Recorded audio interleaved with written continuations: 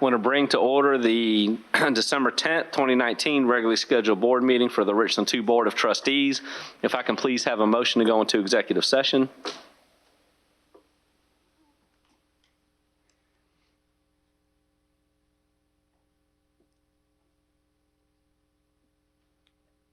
I move to convene executive session for the purpose of discussing student appeals, student admission requests into the district's adult education program, a grievance matter, and contractual matter regarding energy management performance contract. Motion's been made by Dr. Caution Parker. Do I have a second? Second. Seconded by Ms. Mackey. Is there any discussion? With no discussion, we'll take the vote at this time. We'll do a hand vote since not everybody's logged in. Raise your right hand. All in favor? Passes unanimously. We will now convene into executive session. Going to reconvene the December 10th, 2019 regularly scheduled board meeting for the Richland 2 Board of Trustees, where we just returned from executive session to discuss the items that were mentioned in the motion to go into executive session. At this time, we will do the inspirational moment and the Pledge of Allegiance. For the inspirational moment, we will just have a moment of silence.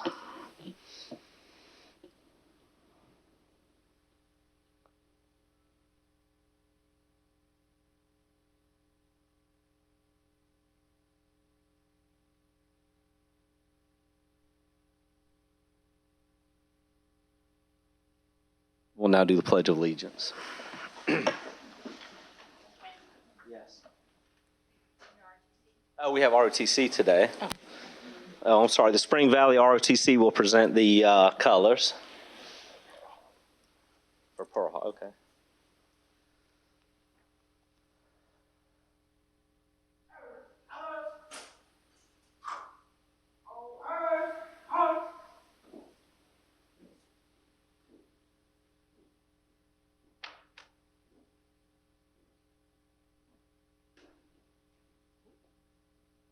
Out.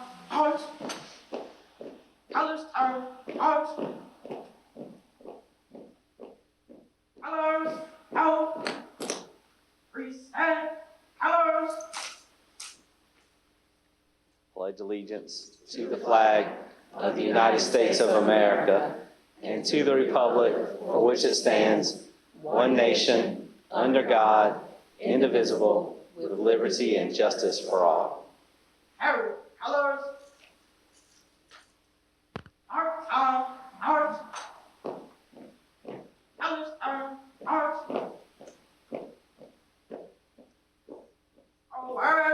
Out.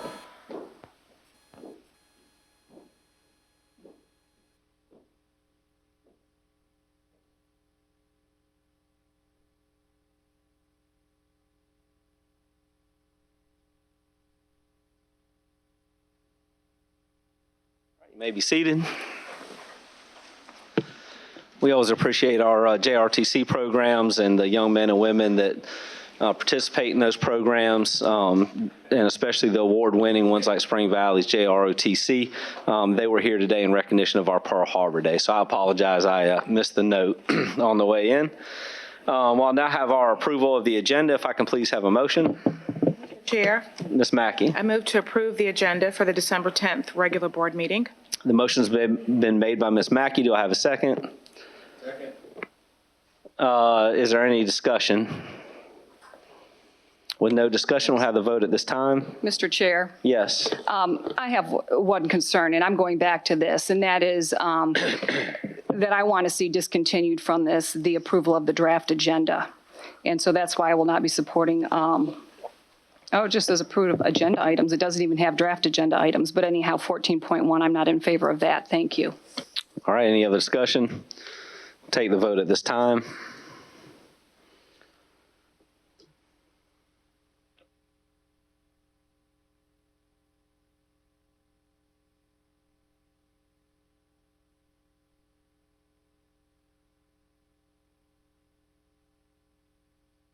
Ma'am.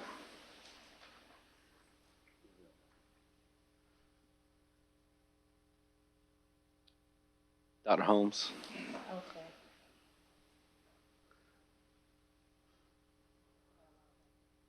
Yeah. Motion passes 6-1. Thank you very much. No, we all have this. It's your own copy. Yeah. Sorry. I think everybody got a copy. All right, next on the motion is the approval of our consent agenda. If I can have a motion. Mr. Chair, Ms. Mackey. I move to approve the consent agenda. Motion's been made by Ms. Mackey. Do I have a second? Second by Dr. Caution Parker. Is there any discussion? Mr. Chair, Yes, ma'am, Ms. Agostini. this is once again the minutes from both of these. I'm not able to approve either of the minutes. And basically, for the December 3rd meeting, I left at about 5:40 and PM from the meeting. And I think it's important to have that accurately reflected when board members show up late or when they leave early, as I did, or if they phone in. I'd like to start us to practice and take into consideration for future meetings that we accurately reflect when board members come and when they leave. In the November meeting, the November 19th specially called meeting, we had one member show up late, two leave significantly early, and I think it's important for the community to know when board members do arrive and when they leave, specifically as it pertains to voting, and wondering if they see, 7 people listed, why were there only 5 people that voted? Thank you. Ms. Agostini, so would you like to vote against, or would you like to make a motion to have the minutes changed to reflect that? Well, I don't have the accurate times for the November when people were coming and going, so at this point, I just won't support the consent agenda for this evening. Okay. Are there other questions or comments related to the consent agenda? With that, we'll take the vote at this time.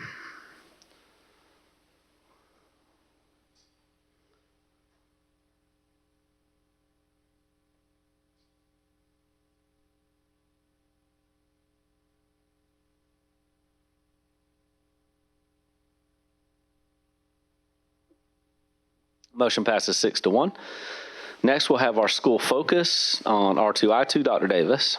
Thank you, Mr. Chair. Mr. Chair, members of the board, for our school focus this evening, we have Mr. Kelvin Albersi and students from R2I2 giving us information regarding our programs here. Mr. Albersi and students, thank you.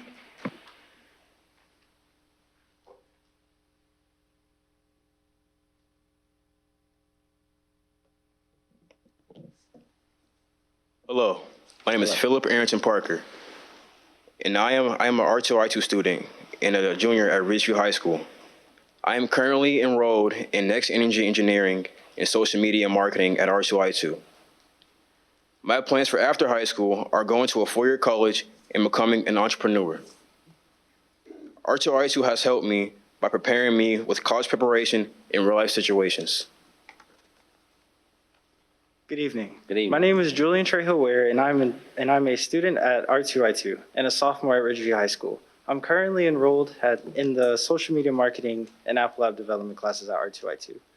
My plans for after high school are going to the University of California for 4 years to get my bachelor's degree and become a software engineer. R2I2 has helped me by giving me exposure to what business is like and what companies will expect in the future.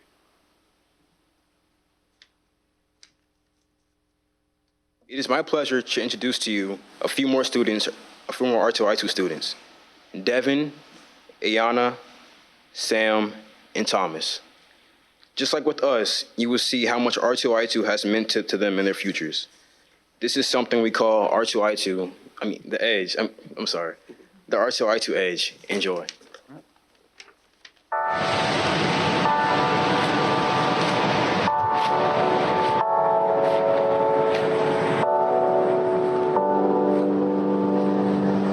My name is Ayana, and I am a junior from Ridgeview High School, and I go to baking pastry in R2I2. Hi, I'm Sam Todd. I go to Richland Northeast. I'm a junior there, and I attend the 3D printing and mechanical design class here at R2I2. I'm Destiny Bryant. I'm a junior and I go to Ridgeview High School. My name is Thomas Temple. I'm a junior at Spring Valley. Our plans after high school is actually going to the cooking field, as you can see, and actually work into more therapeutic kind of way with cooking. Oh, what does that mean? Like, if like, you know how baking can be very therapeutic in a way, like when someone's going through stress, how about we we can punch it out with on some pizza dough or something. Oh. Yeah, I just want to have a little safe place through baking and through cooking because sometimes That's entrepreneurial too. That's awesome.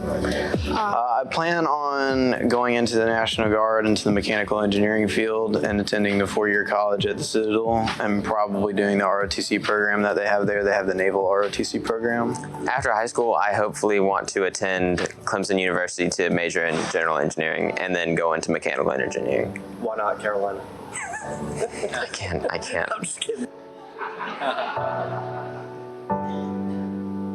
R2I2 at the 3D mechanical and design class actually gives you the chance to earn your certification. So the CTE certification is really useful in the mechanical engineering field because it has the kinesthetic software, which allows you to design machinery that you may need to use in the field of mechanical engineering. Well, R2I2 is giving me like a more in-depth understanding of like everything that goes into information technology by like allowing me to actually be in that position with virtual business. R2I2 has given me ample just opportunities to obtain a lot of certifications that will go on to make me much more marketable in the workplace when finding a job.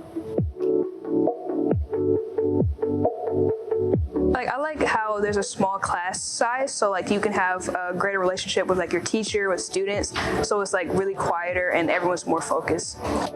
To be honest, I love the students and teachers here. I ask a lot of questions. like I probably would be like that annoying kid that nonstop asks questions in the car ride because I just got everything, and my chef has been very patient with me and a lot of stuff. And I like the amount of technology and resources that we're allowed to use, and I like that we're basically in an environment that prepares us for the real world.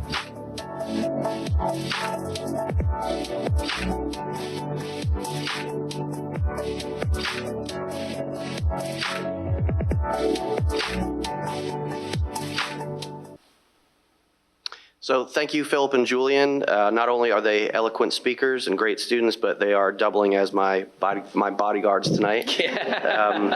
You can see there's quite the height difference, but I'm secure. We have an exciting accomplishment to share with you that happened earlier this year. Actually, October 29th, we received STEM accreditation from Advanced Ed. Now they're known as Cognia. That you can see in front of you, there's a couple highlights from the draft report, the narrative that they send out to the schools after the visits. And I would just like to read aloud a few of the quotes. Quote, R2I2 has been a leader in the state in program development. R2I2 has received among the highest aggregate ratings recorded during a STEM certification review. And one of my personal favorites is R2I2 provides an exceptional educational experience for all students, and it's truly one-of-a-kind learning environment. R2I2 has shown itself to be a leader for career, technical, and innovative education in the community and state. And the reason why I like that quote probably the best is because it helps us to define a new genre. We don't fit into any particular box at R2I2. We're related to CTE, but we're something more. So we are CTIE, and the I obviously standing for innovation. Look to the future. We are expanding our summer programming to give access to more students, including middle school students, to the building, to our teachers, and to our programming. We look forward to offering a drone camp this summer. We look forward to offering a graphic design course for our class camp for middle school students. We have a 3D printing and design camp happening for high school students, and we're adding as we go. So hopefully we'll have a calendar to share with you shortly. Also, you'll see that you've been given some more details about two programs about to kick off at R2I2, the Student Think Tank and the Social Media Mixer. Each one of these programs provide unique opportunities for student innovators to develop leadership and other skill sets. And we hope that you can join us in those two programs. As you may know, last year R2I2 was one of 15 high school programs across the country that received a Lemuelson MIT grant. As such, and because of the project that the kids designed as a part of that program, we are the recipients of a provisional patent. And the interesting thing about that is we filed that patent not to make money, but to make sure that we could share the idea freely with those in need. And that was the kids' idea. Also like to point out our instructor that led that effort, Ms. Kirsten Bullington. She's joining us this evening, as are our assistant principal, Ms. Jennifer Kane, and our outreach officer, Ms. Maria Owens. Last but not least, we have a new partnership that we began this year with the Discover Academy.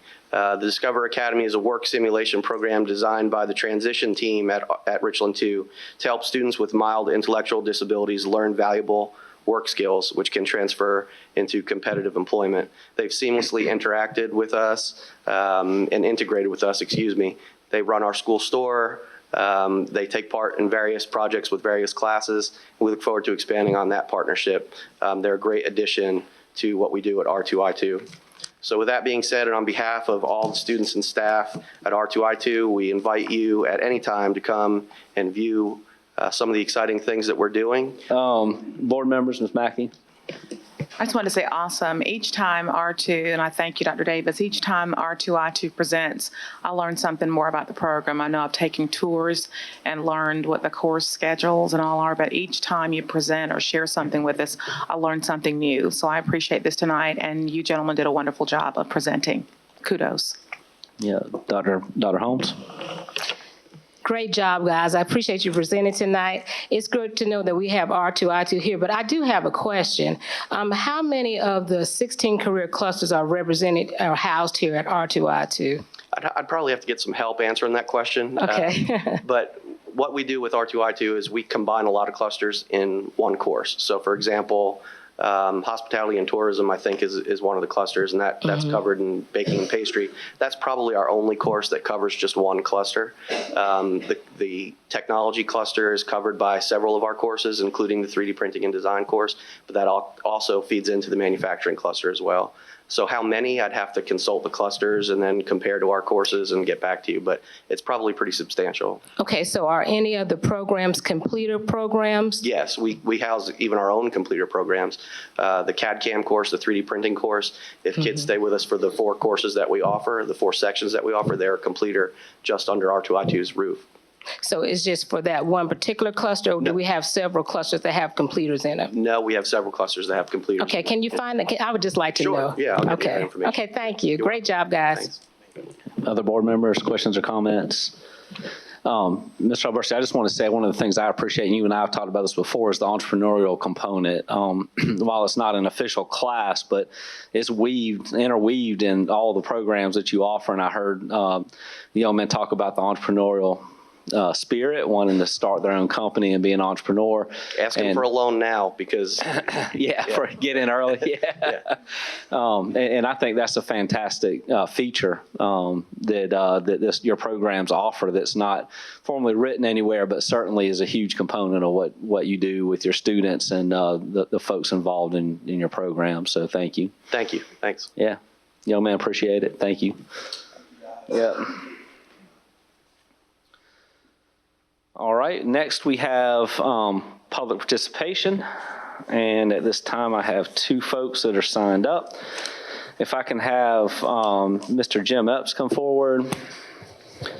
Mr. Epps, as you come forward, I want to remind you of our policies, that members of the public may address the board on any subject within board authority. The board does not participate in the debates of the issue and usually defers actions on items discussed until subsequent meetings. When questions are referred to staff for research and recommendations and appropriate responses given, persons appearing before the board, I want to remind you as a point of information that the board, without authority to act independently, and the questions may be directed to the board, but answers may be deferred. And speakers are requested to refrain from using inappropriate language, engaging in any form of personal abuse, and speakers that discuss and involve threatened or pending litigation won't be addressed. Also remember that we're not to use any specific names for staff members or students, and you are being videotaped on YouTube for perpetuity, and you have 3 minutes. Thank you, honorable members of the board, Superintendent Davis, employees of Richland School District 2, members of the public who are participating. Thank you for the opportunity to speak and offer greetings and felicitations. And more specifically, I'm grateful to my wife for helping me summarize to hopefully get this into the allotted time. Okay. Which you would be too. Yes. I'm here on two accounts. First one, I wanted to just present what we consider to be a strong step towards success in the pipeline to prison issue that has come before the board tonight. I've got children on both sides of that pipeline of discipline, be it good and the perceived negative as well. But I wanted to report to the board that one of my children has gone through the Richland County School District 2 system over a period of 6 years, was able to amass a 9-page rap sheet by the school of things that went wrong with that individual. And at one particular point over a calendar year, this child of mine was inducted into 7 different academic school institutions. Not all of them were Richland County 2. So we have a disciplinary problem that made it through the system that today is graduated with a school diploma and is in the working environment, does have a steady job, and is slowly learning to mature to be a success to society. And I can thank the program through which he went, and we also went with him, learning so many things that we really didn't want to know about, but are grateful for what we have learned. And I think that's what most parents can only hope to achieve, is success for their children in the game of life.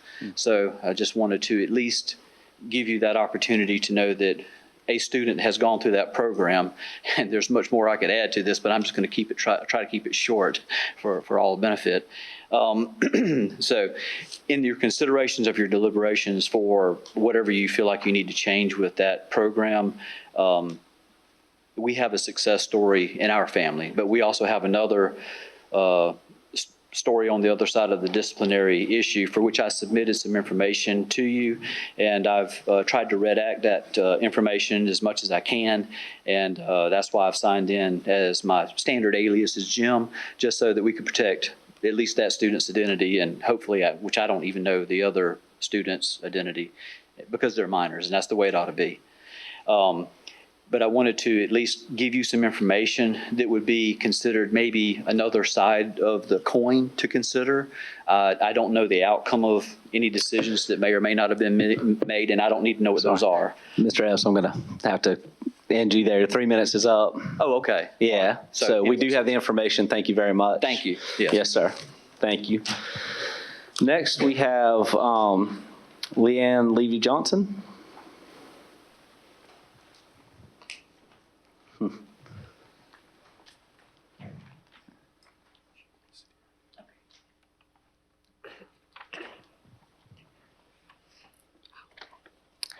Hi, my name is Leah Johnson, and I am a 3rd grader in Richland 2. My mom is a librarian at Longleaf Middle School. She loves that she gets to read books to kids and help them find books that they like to read. I like to read too. I like to read animal books. Right now, I'm reading Diary of an Ice Princess, Snow Place at Home.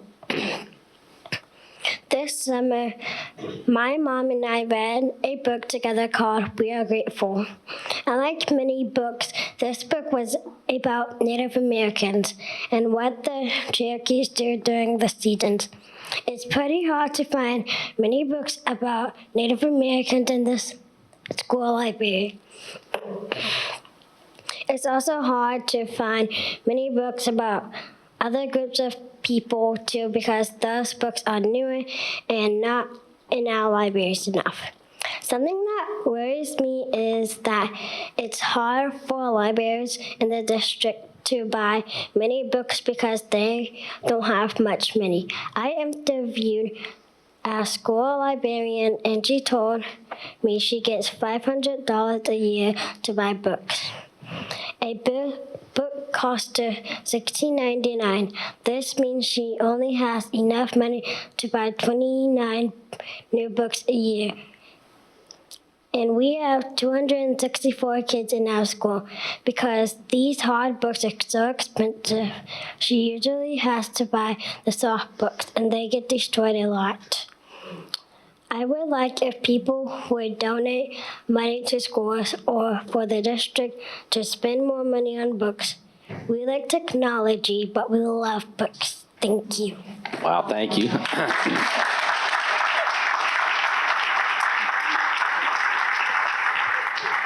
The collection plate's in the back. It's going to get passed around. I know. Thank you very much. That was fantastic. Yeah, open up your wallets. That's hard to follow. All right, legislative update. I'm going to ask Ms. Mackey to do our legislative update today. Thank you, Mr. Manning. This weekend, we are coming from Friday until Sunday. We have the 2019 Delegate Assembly and Legislative Conference. It started unofficially on Friday, officially on Saturday. On Friday night, there was a meeting of the South Carolina Caucus of Black School Board Members. It is an organization that is open to all participants of the School Board Association. And I just wanted to make mention that as a Region 8 Director, it includes Richland 2 and it includes Richland 1. So whenever anything of note happens with Richland 1 and Richland 2 that I can share, I'm happy to do so. On Friday night, one of the members of Richland 2 School Board, James Shadd, was elected as unanimously as Vice President of the South Carolina Caucus of Black School Members. So I just wanted to give him a hand as he has a position.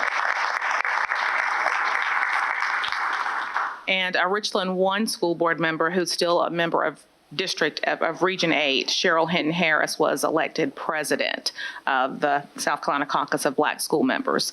And on Saturday, we started our general sessions and our breakout sessions. There were 350 people in attendance, which is a big deal. I know it hopefully shows that many people are coming to want to learn something. The legislative conference is the one time of year when you actually learn how to advocate for your district. You learn the nuts and bolts that you need. You learn the dollars, you learn the figures, and you get some tips as to who to talk to and who is responsible for the decisions that trickle down to us. So it's always a very interesting one. We heard from a legislative panel that included 2 of our Richland County delegation members on Saturday, the Representative John Scott and Representative Ivory Thigpen, who represents District 2. Well, John Scott has a little bit of District 2 as well. He does a little bit of it. Ivory Thigpen, I think, has more. But both of them were on a panel that included some other legislators, a freshman member, Representative Calhoun, Representative Jerry Govan out of Orangeburg, Shane Martin, and of course, our 2 delegation members. We received a budget overview from Mike Sheely, and I think he abbreviated it this year. It usually goes about 45 minutes, and I think he was done in 20 this year. But he does a great job of explaining to us what the budget forecast is. There is talk of a recession and things that we need to do to prepare for that. Going into the 2020 legislative session and beyond. We received a federal briefing from Deborah Rigsby, who is a lobbyist and program director for the National School Board Association, who, and all the slides, I'll tell you how to find those afterward. But she did a great job of prioritizing areas that included teacher recruitment and retention as a part of reauthorization efforts. For the Higher Education Act, we talked about federal appropriations and investments in Individuals with Disabilities Act, IDA, which is a big deal. I know on the calendar this year, school safety, school infrastructure, and education technology investments. So that was a very interesting presentation. We heard legislative forecasts from lobbyists for education groups, and I'll tell you specifically who they are just because at least one of them was a part of Richland 2. The very last day, we had an education issues roundtable, and included in that table was Sandy Smith of the South Carolina School Business Officials, Pam Mills of the South Carolina Association of School Administrators, Kathy Maness of Palmetto State Teachers Association, Joni Lawson of the South Carolina Education Association, and she gave a lot of backdrop. I appreciate some of the backdrop that she gave. Debbie Elmore, who's the Director of Government Relations for the South Carolina School Board Association, and Lisa Ellis, who's a founder and board member for South Carolina for Ed. So we had one of a local person there as well. With regard to the South Carolina School Board Association Board of Directors, Chuck Sailors was installed as the new president, and another Region 8 member, Jamie Devine, who is a school board member, actually he's a school board chair for Richland 1, was installed as secretary treasurer this weekend. So if there are any questions or concerns, I'll be happy to take any at this time. Board members? Mr. Chair? Yes, sir, Mr. Shad. Ms. Mackey, thank you so much for that great update regarding our weekend at the Legislative Advocacy Conference and Delegate Assembly. As you know, there were some resolutions and some statements from behalf of the association. Yes. Did you want to talk about that? No, that's okay. No, okay. Go ahead. But if you could just share with the public just the process, how those are created, because I know you serve on the board as the regional director, but on behalf of us, of our region. But if you could share how those resolutions are created, how they're approved by the board, the time frame of when they're sent out to the entire state, and the opportunity for delegates to get this information and then come forward with it at the conference with respect to what the entire board wants to do for their individual district. Okay, and I'm sorry, I did not mention that. I completely glossed over the delegate assembly. We have a book that we get electronically months before the December meeting, and it's chock full of belief statements and resolutions. The belief statements are manufactured. They're supposed to be a tool to let legislators and school boards know what we believe in. This is what we believe in. They're not laws. They're not. This is what we believe in. These are the things that are important to us, and these are our belief statements / resolutions. There were, I think, 41 of them. We get them a few months in advance, so if anyone has any questions or concerns, they have time to do that beforehand. Each school district has delegates who represent the entire board. Some counties have more than one school district, some have just one school district. And those delegates vote to approve the resolutions and the belief statements when they are at the delegate assembly. And after we've finished voting for all of them, they were all approved. They all ended up being approved. But after we finished, the School Board Association officially adopts the resolution. And let me tell you this address while I'm at it, scsba.org. has all of the resolutions and belief statements that we voted on. I meant to say that earlier. Thank you for reminding me. Was there anything else you wanted me to specify, Mr. Shad?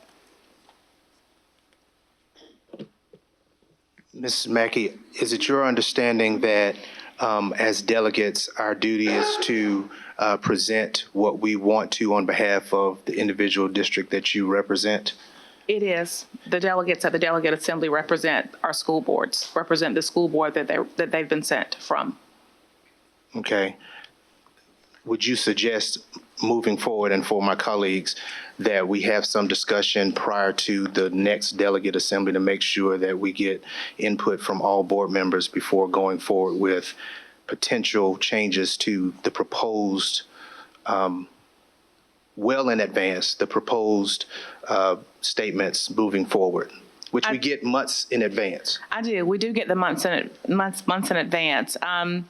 The exception would be we know the resolutions well in advance. We know who's running for office well in advance. The exception would be if someone is, there's a slate of officers who are running for office and someone chooses to run from the floor. Well, you don't have a time to discuss that with your board members. That's a decision that you have to make on your own at that time. That's the only exception, that you'd have to make a decision that you can't discuss with your board members. But it is a good idea to make sure that you have feedback from your board if there are any questions or concerns, just so that we'll all know. Because when we go to the delegate assembly, we are representing the board. And Mr. Chair and fellow board members, my final comment on this. Given what happened this past weekend, I want I am strongly in favor of us coming up with some type of statement to give to the association so that there's no question that this was not a board decision with regard to two particular resolutions, specifically talking about state takeover. As Mrs. Mackey said, all resolutions were passed, all belief statements were passed. However, I would like to have something in writing sent to the association in short order. Thank you. Thank you, Mr. All Shea. right. Other questions or comments? Dr. Holmes? Mr. And then, And Mr. and I got order here. Go ahead, Dr. Holmes. Okay. I agree with my colleague, Mr. Shad.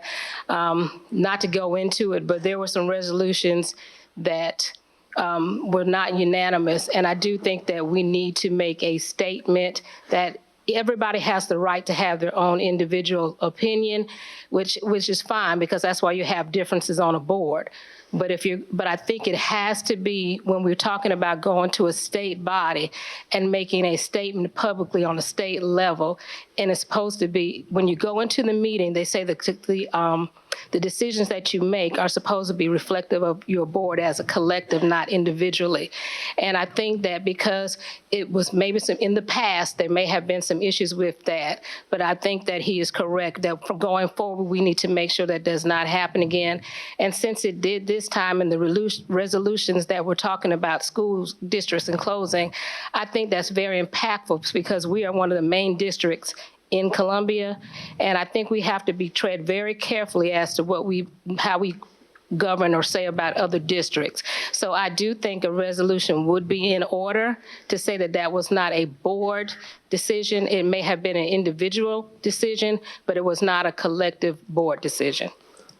And I'm going to get you, Dr. Johnson, but I do want to say we had 2 delegates and there was a split vote. So each delegate is assigned a certain number of votes. One delegate made a vote for the resolution, one made a vote against it.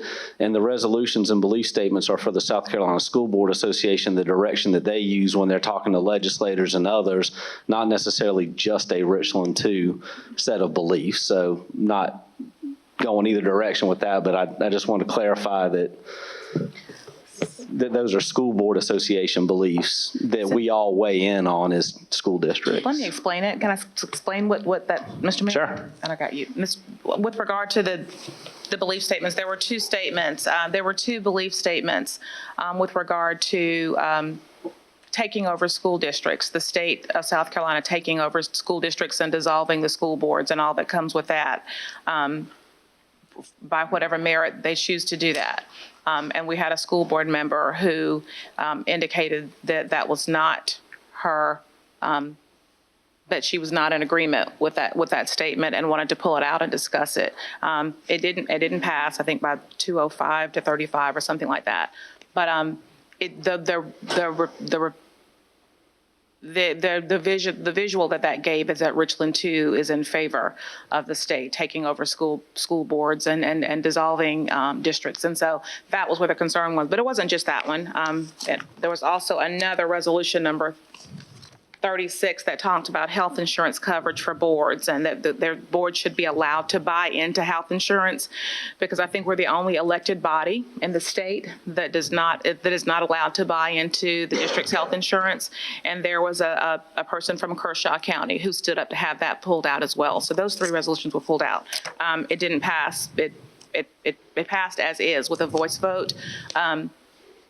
So there were just those 3 pullouts at the district, and I'm not questioning how the vote turned out.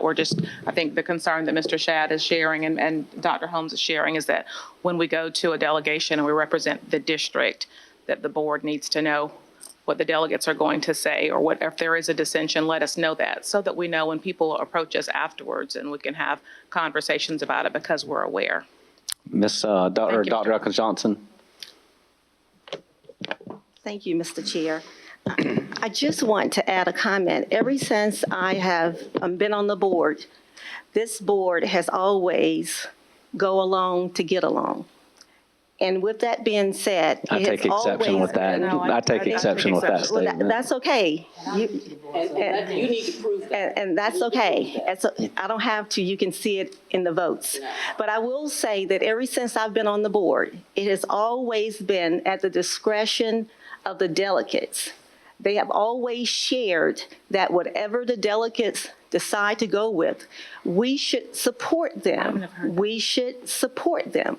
Now, all of a sudden, we don't want to support. I have always requested that when we send delegates to represent the entire board, that we sit down and we talk about each component that we're going to vote on.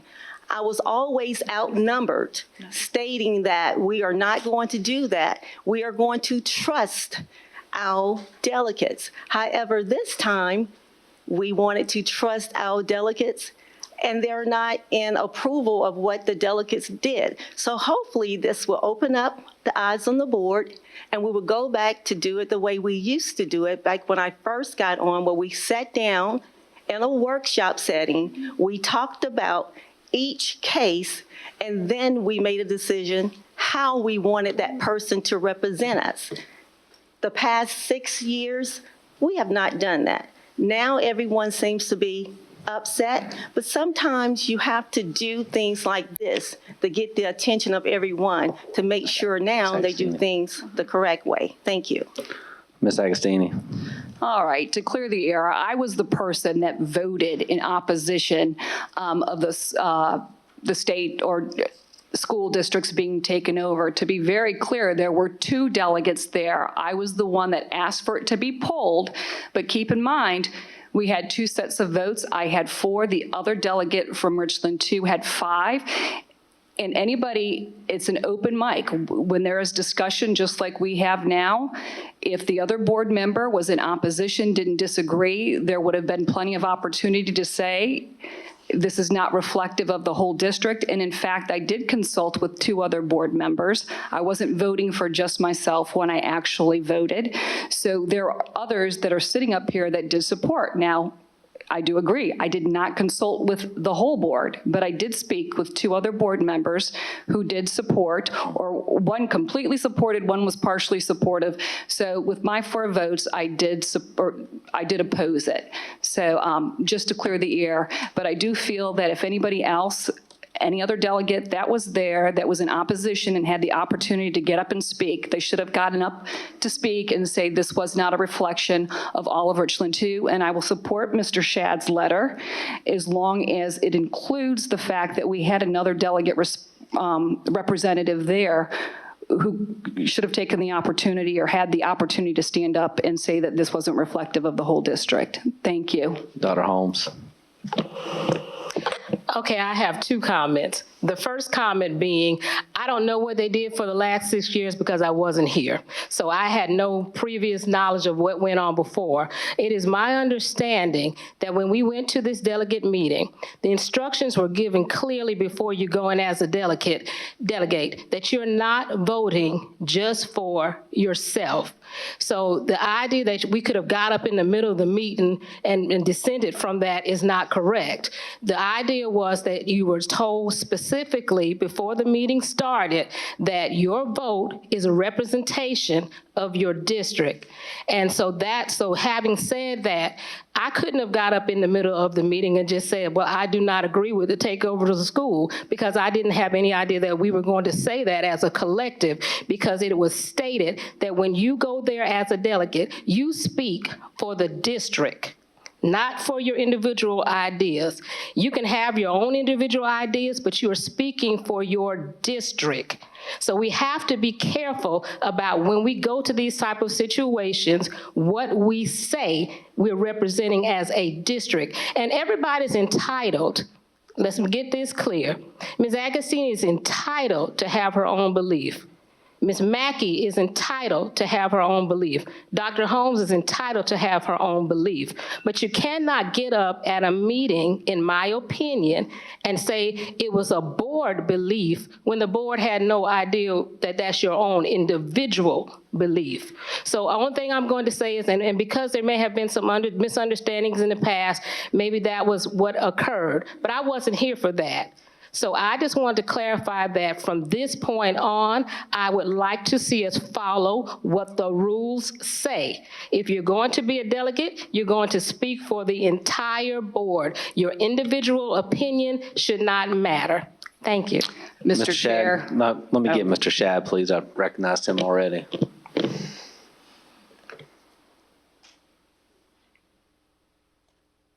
It should not be a surprise that I was the other delegate.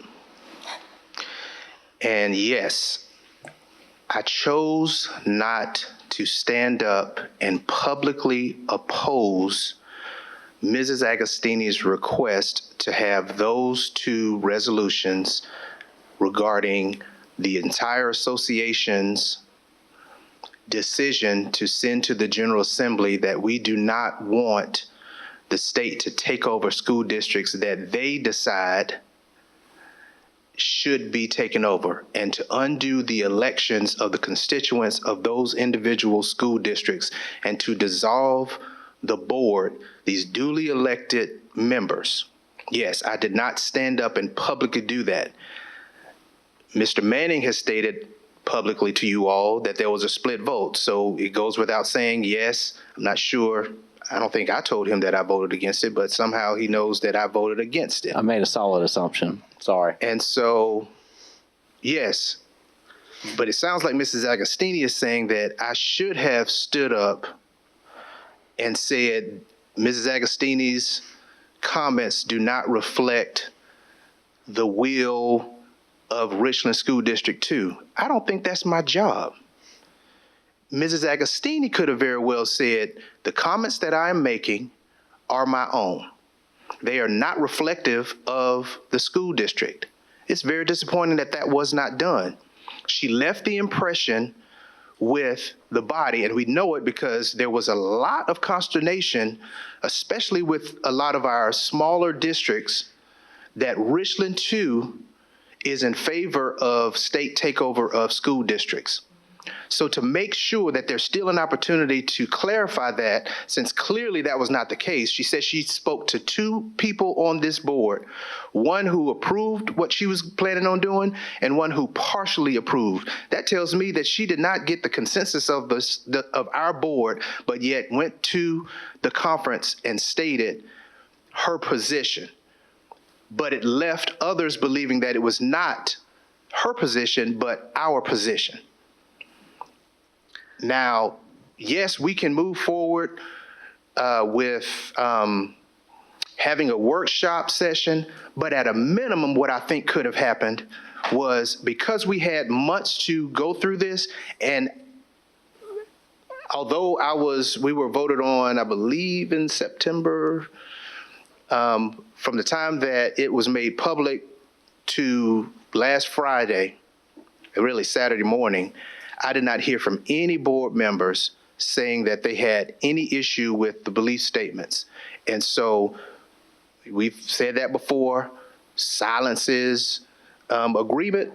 So if I don't hear any opposition from my fellow board members, then as a delegate on behalf of my board and on this district, I don't see any opposition. That changed when this individual board member brought this to my attention right when the assembly was called to order. And so I did have a decision to make. And yes, I chose not to get up in opposition to what she said, to whether to clarify or state publicly how I was going to vote. I don't necessarily have to show my vote ahead of time of how I'm going to vote, but I did vote in favor of the association's opposition to it. And again, all this is a belief statement. The state assembly can do what they want to, the General Assembly can do what they want to anyway, but to have that unified voice, I think it was necessary, and not hearing any opposition from my local district. I just want to make sure that these other districts and association as a whole understand that this was an individual's decision and not the board. And it sounds like Mrs. Agostina is in agreement with that. Ms. Agostini, and then I'll make the final comment. Again, I had the minority of votes, and I wasn't speaking individually. I did have a board member that agreed. I do take fault in not saying, clarifying it that it was just a couple of members or not the majority of the board. But again, there could have been clarification or somebody else standing up to say this is not how the whole board feels. Thank you. So I want to make the final comment. So Ms. Agostini did come to me. I take ultimate responsibility for not sharing with the rest of the board that she did come to me and tell me she wanted to pull this statement out. I did support her as an individual, not as the whole board or representative as the board chair in that role, but I should have notified the rest of the board and did not do that. I will take personal responsibility for that issue. I think clearly we have an understanding that we need to have a letter written so that we can state that we have individual board members who do support it, but that the Richland 2 board does not support that statement as a whole. And I will be happy to work with the district to get that letter written, make sure the board sees it and approves it before it goes out to whatever groups we need to get that sent out to. And clearly going forward, we need to change our processes so that we do have a meeting. We will make sure that we have, well, I don't know if I'm responsible for the next round, but whoever the next board chair is needs to make sure that we do have a workshop dedicated to this particular issue, in which I hope all 7 board members will show up and participate in that workshop. Now, at this point, I'd like to move on to vote item 9, executive session items. 9.1, student admission request into the district's adult education program. Mr. Chair, Yes, ma'am. I move that we approve the adult education recommendations, students 1 and 2 into the adult education program. Motion's been made by Dr. Caution Parker. Do I have a second? Second. I'm sorry, Mr. Chair. I didn't hear what she said. I'm sorry. Adult education. Adult education, approval of the recommendation. Oh, okay. I'm sorry. Seconded by Dr. Holmes. Is there any discussion? With no discussion, we'll have the vote.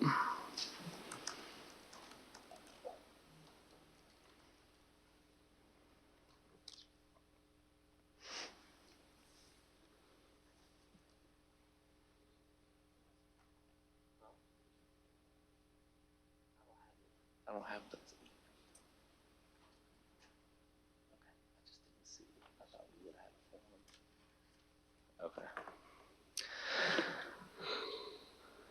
Okay. Motion passes 7-0. Next, we have student appeals. If I can have a motion. Mr. Chair,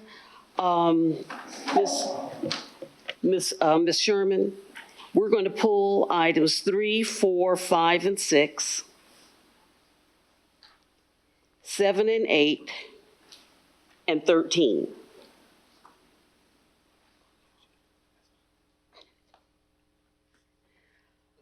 All right, moving forward with number 1. I'm really excited to do this evening. Number 1, my recommendation, I recommend Blythewood Academy for student 1.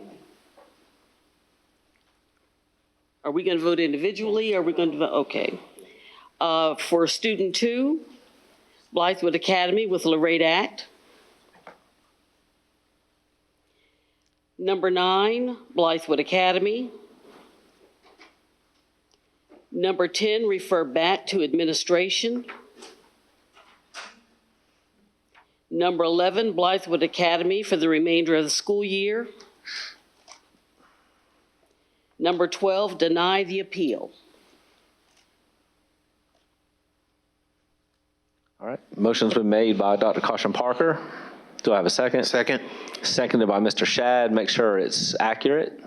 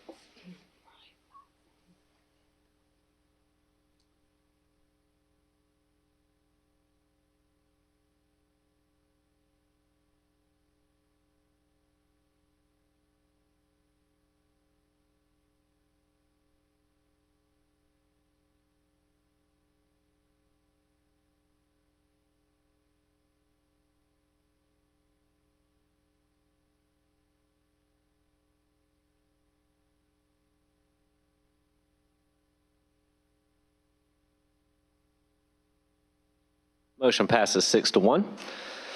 Dr. Caution? Oh, that's true. I'm sorry. I apologize. I'm sorry. Thank you.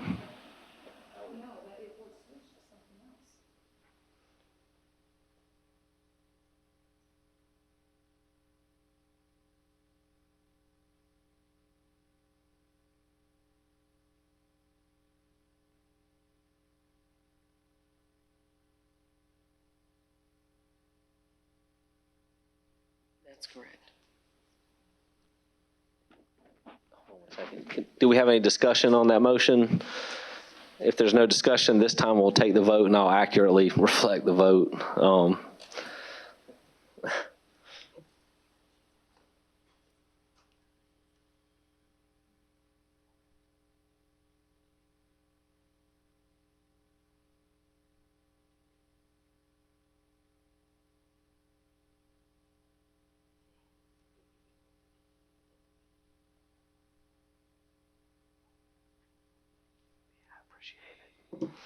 Motion passes 7-0. Dr. Caution Parker. Mr. Chair, students 3, 4, 5, and 6. I recommend Blythewood Academy for the remainder of the year. Motion's been made by Dr. Caution Parker. Do I have a second? Second. Second by Ms. Agostini. Is there any discussion? All right, once we make sure the motion is accurate.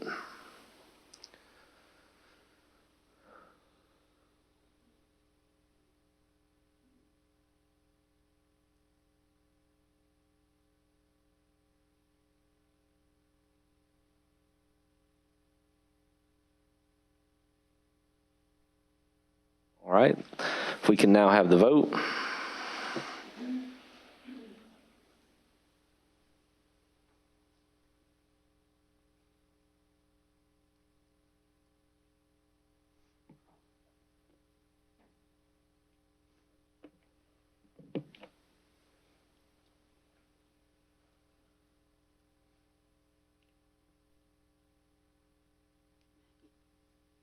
Who are we missing? Mackey.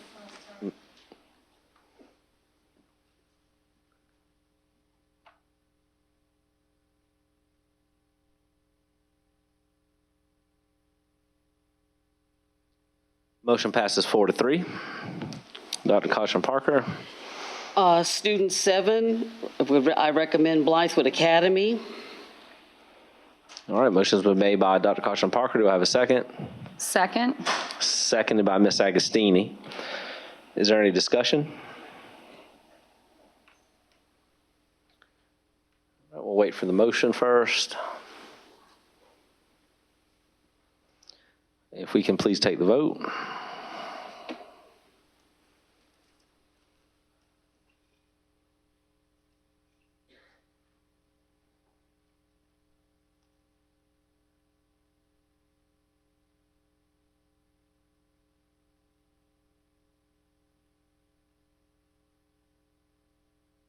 Motion passes 6-1. And Dr. Caution Parker. Student 8, uphold the administration recommendation. Motion's been made by Dr. Caution Parker. Is there a second? Second. Seconded by Ms. Agostini. Is there any discussion? We'll wait for the motion. And with that, if we can vote.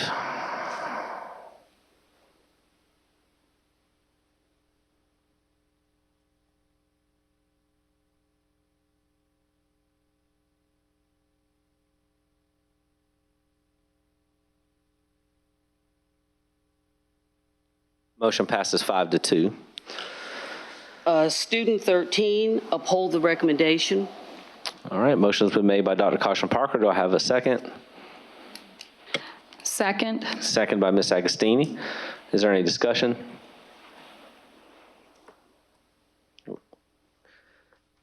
And with that, we will take the vote. 13.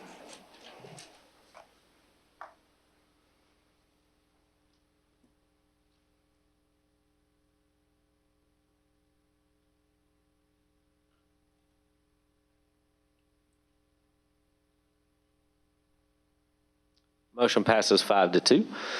We'll now move on to item 9.3. If I can have a motion, please, on the grievance matter. Mr. Chair, Yes, ma'am. Dr. Elkins Johnson. I'd like to make a motion that we hear the grievance from the former employee. Motion's been made by Dr. Elkins Johnson. Is there a second? Second. Seconded by Ms. Agostini. Is there any discussion? With no discussion, we'll have the vote. I think I just wanted to clarify that it was a volunteer Yes, ma'am. employee with a stipend, that's all. Just getting the clarification right. It was a volunteer with a stipend. I Okay. think the motion was for an employee. Mr. Chair? Yes, ma'am. Dr. Elkins Johnson. Yes, I'd like to make a statement, whether it's a volunteer, a current employee, or a former employee. I truly believe if we say that we are a premier school district, that anytime someone works for us or currently worked for us, we need to give them the opportunity to be heard. We gave them the opportunity to work for us. We can give them the courtesy to be heard when they're no longer working for us. I just think that's premier service. Thank you. Thank you. Any other discussion? Dr. Holmes. Point of clarity for my own edification.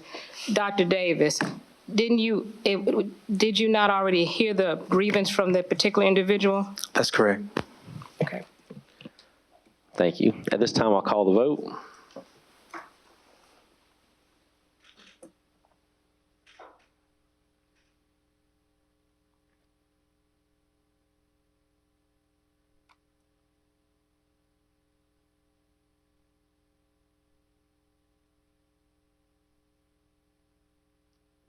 Motion fails 5 no, 2 yes. All right, we will now move on to item 9.4, which is not needed. So item 10.1, our update on capital improvements. Dr. Davis. Thank you, Mr. Manning. Mr. Chair, members of the board, we have Mr. Anderson with us this evening to provide us with our monthly update regarding the Richland 2 bond projects. Mr. Anderson. Thank you, sir. Good evening. I want to go through this as quickly as possible so you can answer any questions that you may have. Security projects, as we've talked about in the past, we were able to start completing a lot of those projects. If you've been to our schools, windows and doors are getting installed in a lot of places. Our security provider, CodeLinks, is installing the card reader access. They're getting put together. They're not going to be completely finished in terms of the finished paint job and everything else until we complete those and then go back and finish those. But they are getting secure, so happy to report that we're getting those done. The glass provider, for example, is about 80% done of getting all the glass into these front entrances. So I'm glad that's moving along. Lake Carolina and Bridge Creek are 2 other front entrances that are not a part of the 15 that we pulled out before. They will be completed for winter break. They've already been mobilized. And so we've got a contractor, Thompson Turner, who's going to get that done every winter break. And IdentiKit has completely rolled out. So every single school now has IdentiKit, and that's complete. And that's been a success. Roof replacements are underway. You can see the picture of Dent Middle School's roof. That's going well, and that's thankful for the schools and their flexibility during these projects. HVAC replacements are due to begin currently right now in March. They're under design process right now, and so we'll hopefully to get those complete, and they're about a 8-month process, 6 to 8 months, just depending on the scope of the work. For other projects updates, CFK North, we actually had the bid review today. It says mid-January is when I turned this in, but we're shooting for right now actually January 6th to start the construction. We'll hopefully get a finalized date here soon. The groundbreaking ceremony, we're shooting for right now January 21st. Libby Roof and her office will make sure to send out the notifications for the groundbreaking for CFK North. Contractor and architect are available, the school's available, so she'll coordinate that, and that'll be our first real big groundbreaking for a permanent facility for that school. Bid review for their stadiums will be in January. Those are going well with construction, hopefully starting in February. As you recall, we pushed back the bid review to get good bids in January for those projects. And Blythewood High School bid review in February with construction in March. These are still on time to be completed in the timeline we began with.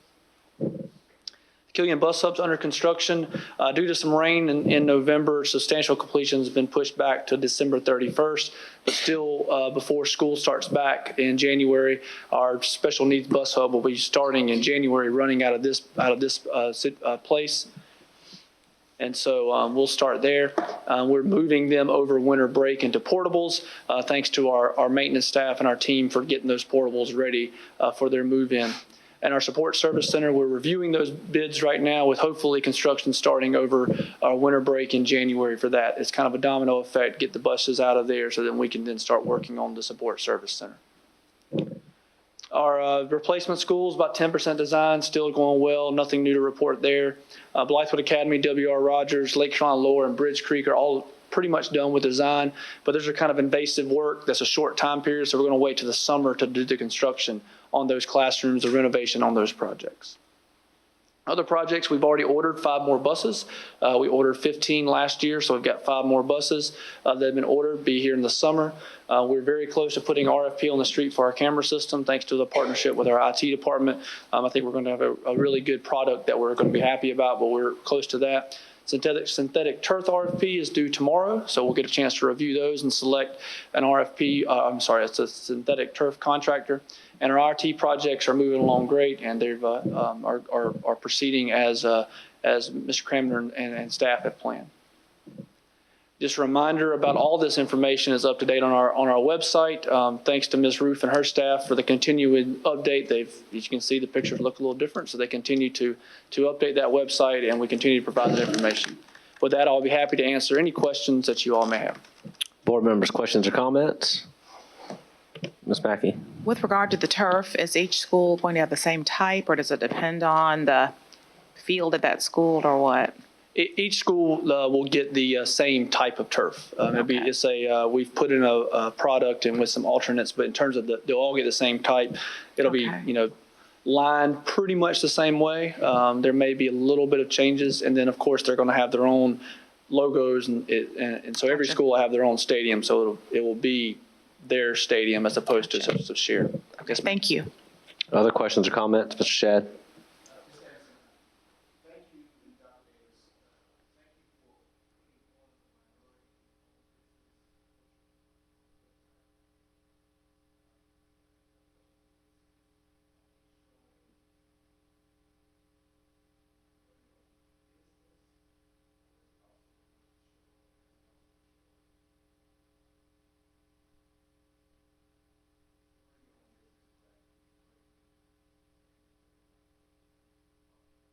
So as we get more contractors with the subcontractors, for example, this is just a screenshot of what we have right now.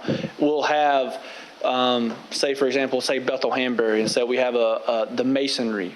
The subcontractor doing the masonry may be a minority firm. So we'll put a little star by there indicating that that's a minority-owned or women-owned firm that's doing that project. Right now, it's just a screenshot of what we will have once we get those subcontractors identified and under contract.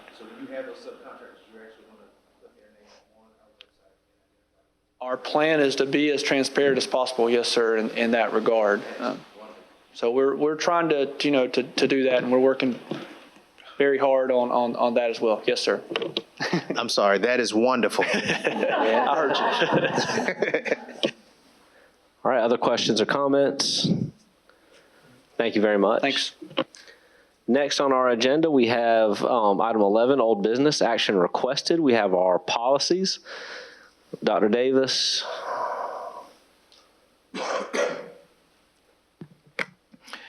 Thank you, Mr. Chair. Mr. Chair, members of the board, if you will recall from our special call board meeting, the following policies that are before you are policies that we reviewed and made edits and suggestions as given direction by the board to administration. And so now we're bringing these policies back before you and asking for approval of the policies listed from 11.1 down to 11.29.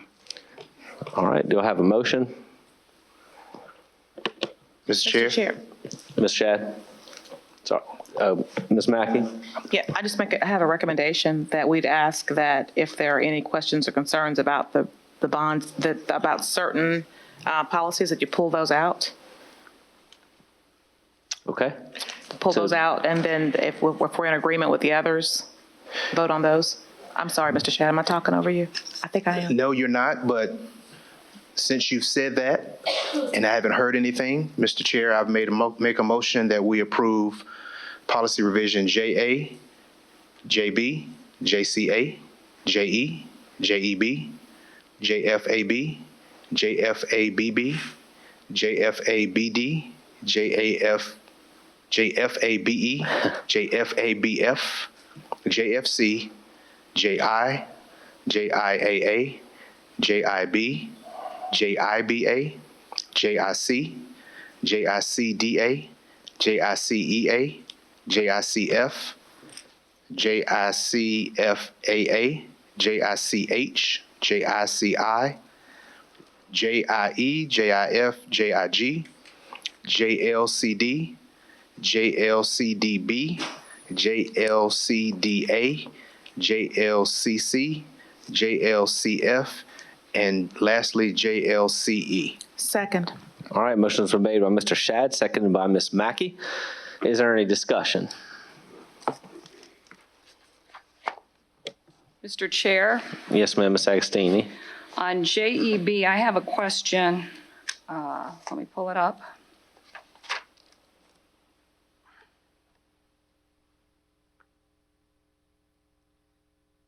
Seeking clarification. I'm just going to read from my notes. And when kindergarten enrollment figures and available instructional space dictate, the superintendent will retain the administrative prerogative of scheduling intra-district transfers from one attendance area to another to alleviate overcrowded conditions. So the superintendent has the authority to rezone kids without the board approval? Is that what I'm reading? Or could I get clarification on that, please? I wouldn't constitute it as a rezoning, but an administrative transfer to alleviate overcrowding at a particular school if the kindergarten staff is overcrowded. We may be situations where we may not have enough classroom space, and we may have adequate classroom spaces in another school. That is something that is quite rare. I don't think that's something that has ever really happened to my knowledge. We would make all attempts to keep that student at that zone, at their particular zone school, but should it arise where that is not possible, then that would be an administrative transfer. Mr. Chair.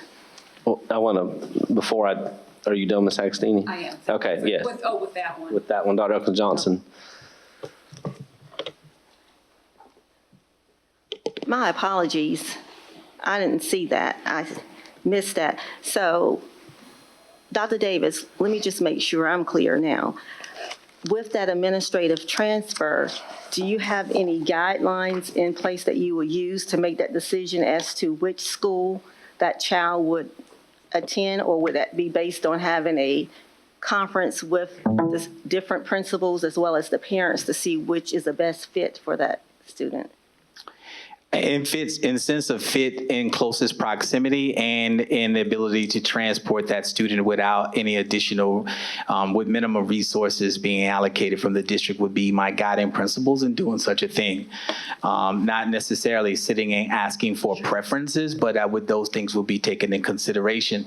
But we wouldn't want a situation where the parent would want us to bus a student clear across the district so that they could attend a school on the other side of the district because of the overcrowding. So we would make that decision would be made based on proximity to the parents or to the student's residence. But of course, it would be made in concert with having conversations with parents. Again, I think this is something that is probably very rare. And then to my acknowledgement, I don't think that has really happened at all. Mr. Chair. Yes, ma'am, Dr. Elkins Johnson. I think this policy may need more clarification and a conversation. Is there,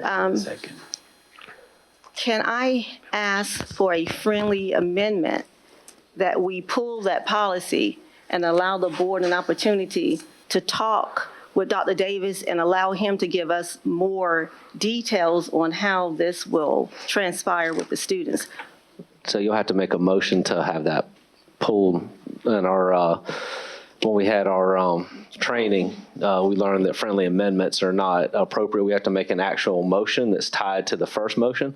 So if you want to make a motion to have it pulled, then we can work for a second and see what the vote comes out to be.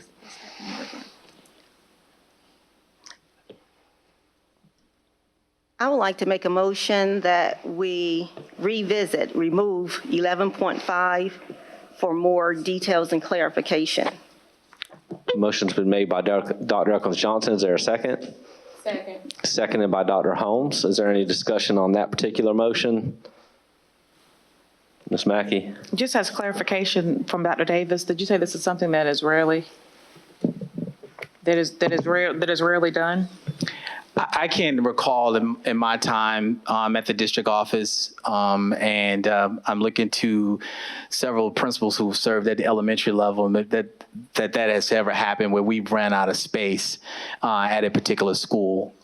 We've made all types of concessions to allow students, of course, to attend their zone school. So whether that's adding portables to the school and shuffling older grades to the portables so that we can make sure that we have the younger grades inside of the buildings, that is not something that has have been an issue in Richland to my recollection. However, this would just give the superintendent latitude to be able to do so that the students can be enrolled in school immediately, wouldn't necessarily have to come before the board to go for a vote for the approval to allow to do that on an individual basis.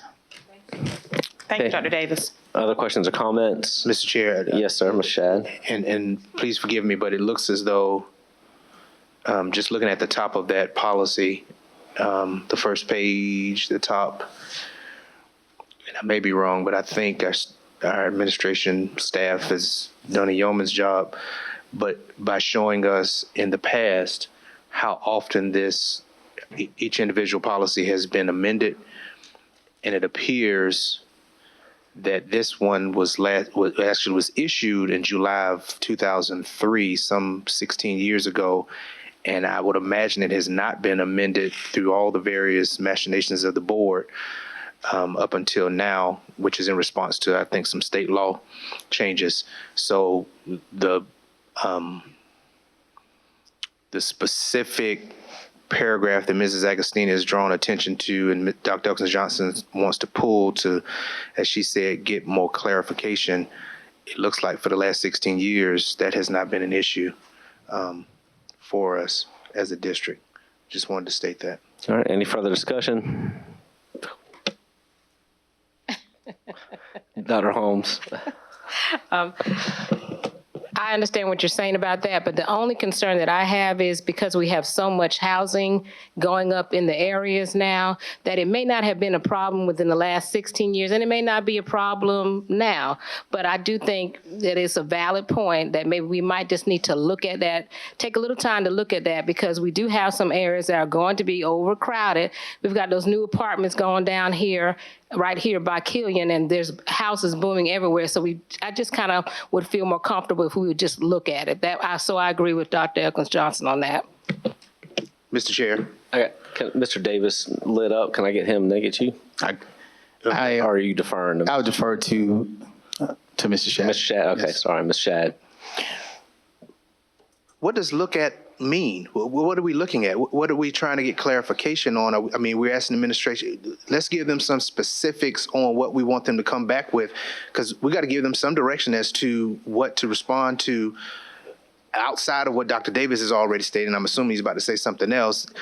He's saying it rarely occurs. He got clarification amongst our learned principals, elementary principals, that it has never actually occurred. I do agree we're going to have some growth. We got a lot of growth that's occurring now. I just don't know. I mean, we're talking about potentially taking that out, and if we definitely do that, then that's going to be a problem if we're not giving our superintendent the discretion and guidance to move students to address the growth in one particular attendance area and not another. I mean, what are we delaying this vote for to look at? Because we need to give them some guidance if this motion passes. I got Dr. Holmes. I don't think that we're saying that what we're talking about looking at is I'm not saying that we're not trying to let Dr. Davis and his staff make that decision. That's not where I'm going with that.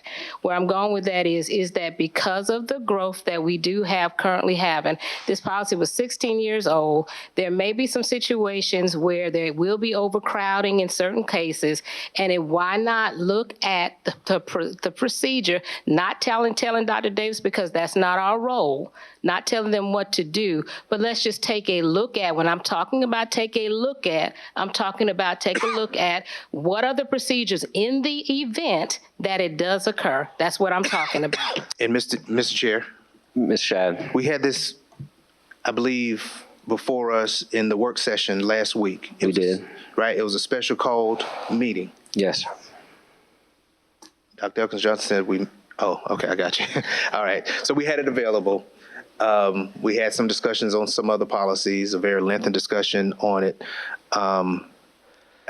Sounds similar to an earlier conversation. We had it ahead of time with an opportunity to look at it and discuss it prior. Right. And yes, sir. And you know, one member had to leave. But we had it ahead of time with opportunity to look at it ahead of time. Right, in writing ahead of time. Yes, sir. Yes, thank you. Dr. Elkins Johnson.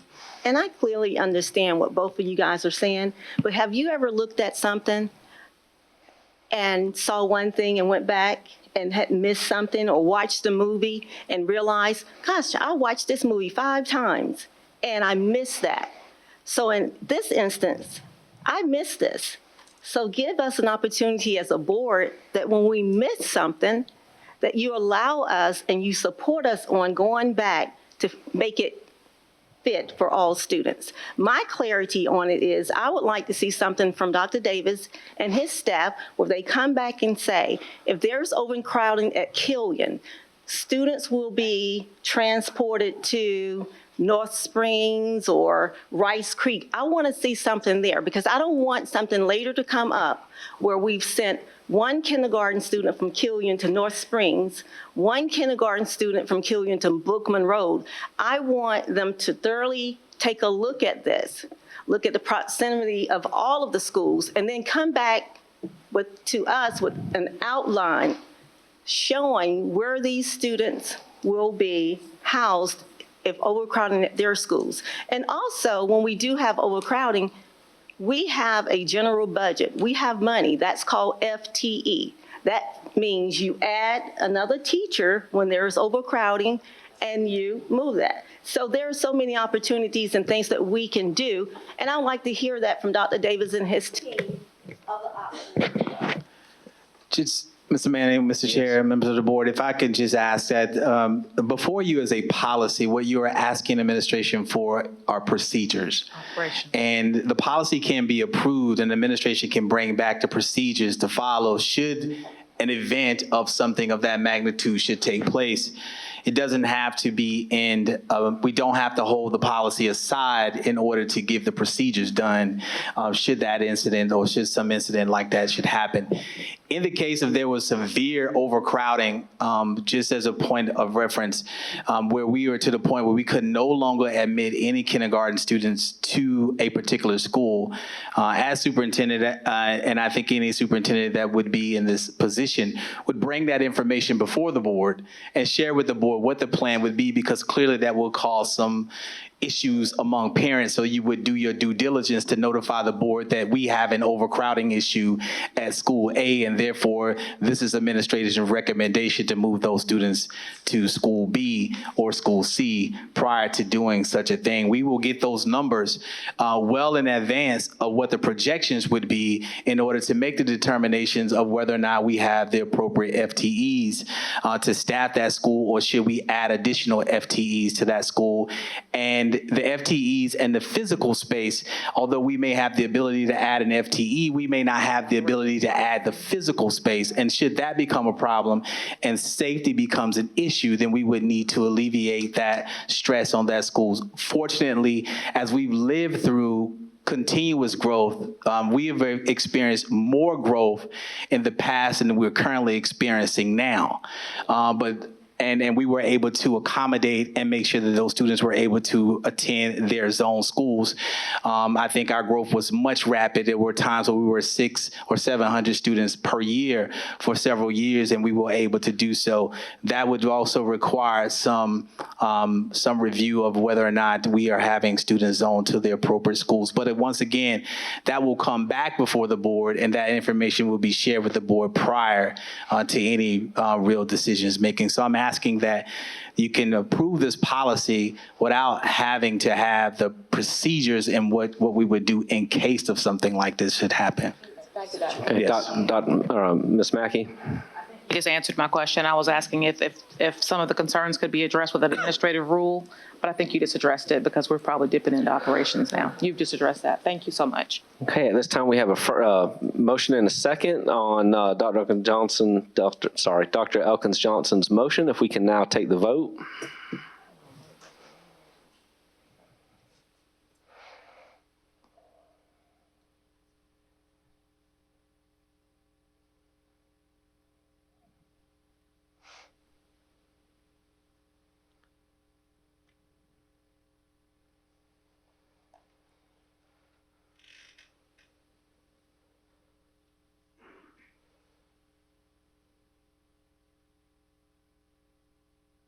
And motion fails, 6 no, 1 yes.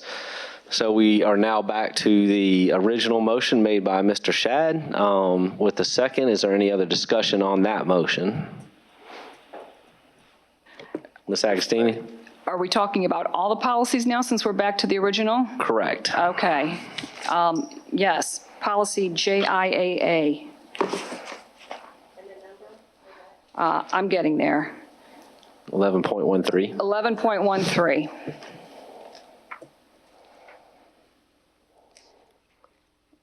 And I would like to make a motion to amend the policy. If you go to the second paragraph, there is a insert the name, address, phone number of the designated coordinator.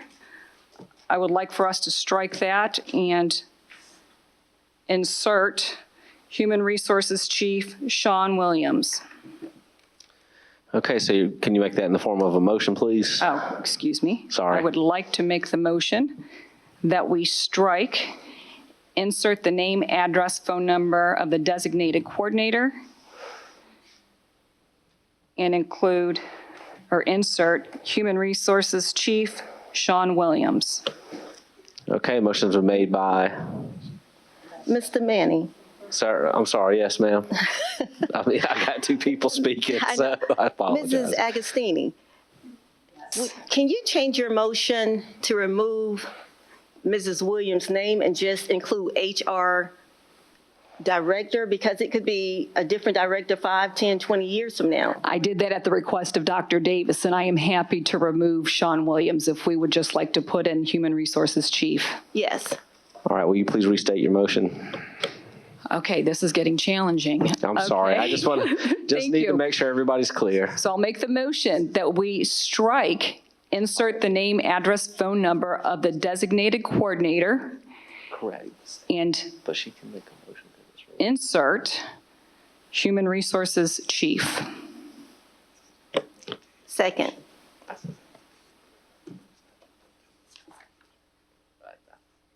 All right, first, we have a motion and a second. Is there any further discussion on that particular amendment or motion? Yes, ma'am. Question works, what works best, Dr. Davis, I know that we don't know who the HR director will be in all perpetuity.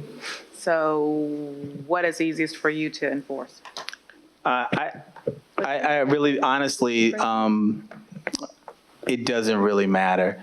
If that should change, if we put the HR director, HR chief, and the Title IX coordinator should change, then we would have to come back and amend the policy if for some reason the Title IX coordinator changes.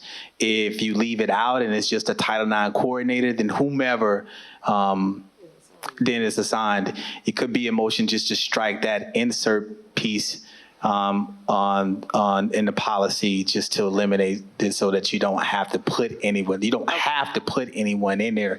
It can just be the title of the Title IX coordinator. Okay, Yeah. that makes sense. Hey, Boardman, I need to. I'm sorry, Mr. Chair, I didn't ask to be recognized. No, that's okay. Can you give me Yeah, one? I need so to. leaving it as it stands Right. would leave room for No, you said whomever's in that remove it. position. Correct. Okay. If y'all would give me one second, I need to confer with Dr. Davis on the Roberts rules because we're supposed to make sure that it's germane to the actual motion. So I'm not quite sure whether we should be maybe voting to remove this policy since that's more germane to his original motion or allow for an amendment within a policy. I'm not quite sure where to draw the line on germane to the original motion. Does that make sense what I'm asking? Those who were in the Robert's Rules sessions with me? Give me just one second.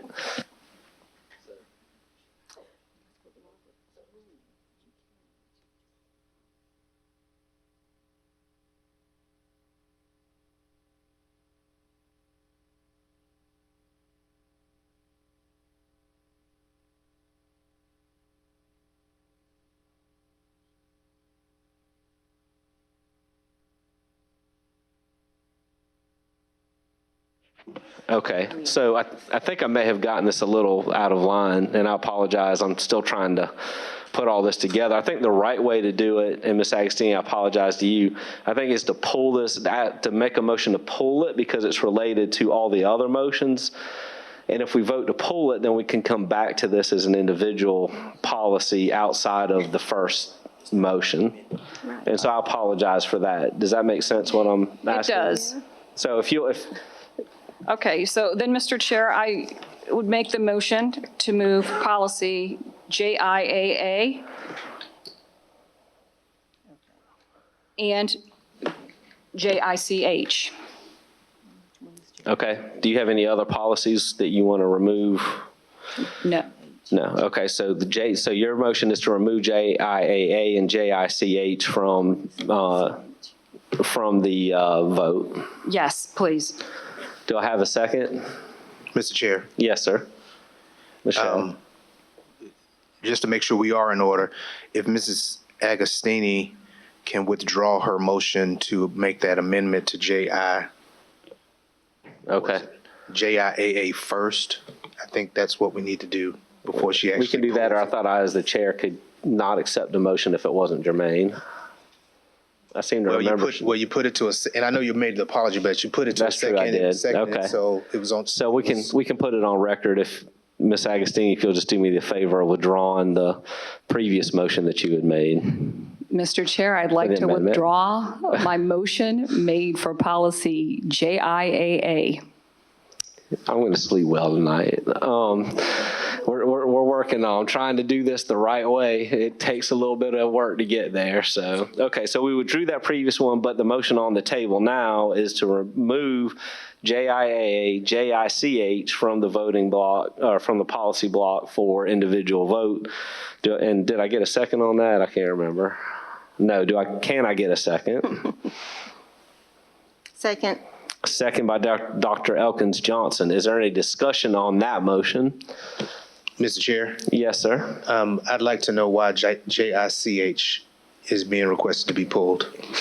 My concern is, and we can talk about it now, but the board has a zero tolerance for alcohol or controlled substances on or around school grounds and at school-sponsored activities. The board intends to expel all students involved in these illegal activities, and it goes on, but that is not our practice, and I would like to change a few words in that.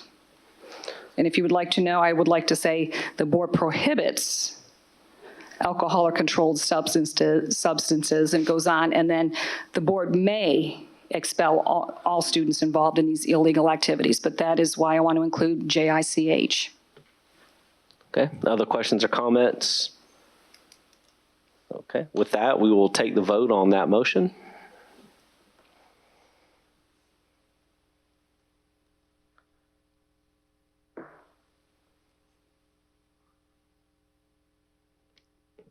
We're about to vote. I know that so the question is, you're pulling those for further discussion this evening? Yes. Or for future board? For this evening.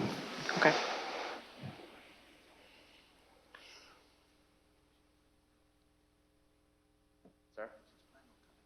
Yes. Yeah. Okay.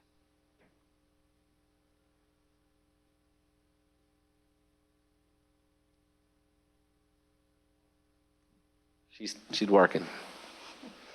I see the value of one, I don't see the value of the other, but they're together, so I'm gonna have to just make a vote off of that. Okay, so.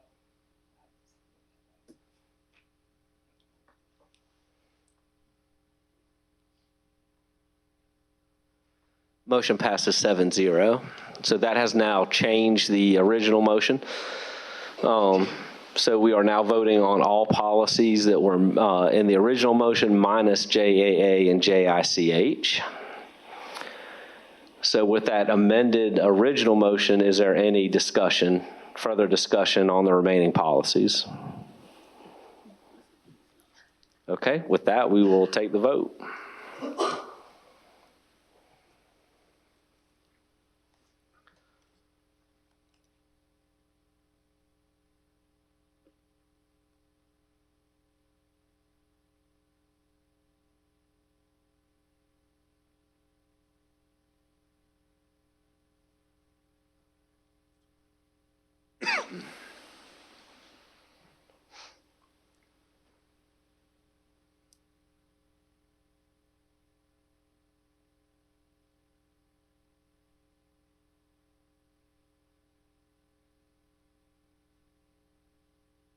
If you're waiting for me, I didn't get a pop-up. Neither Are did you I. waiting for me? There it goes. Oh, that's right. That's right. Yes.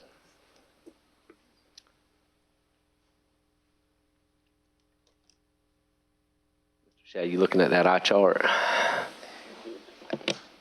I am, and although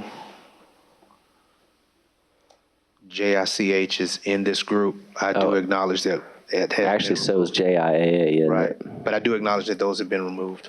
So What's on the screen is not, but is that different than what popped up for us?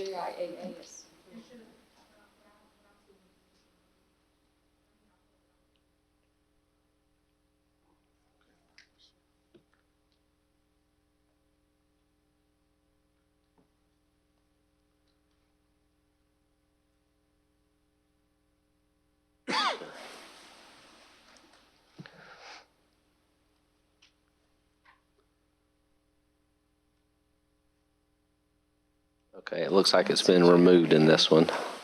No, JICH is still in here.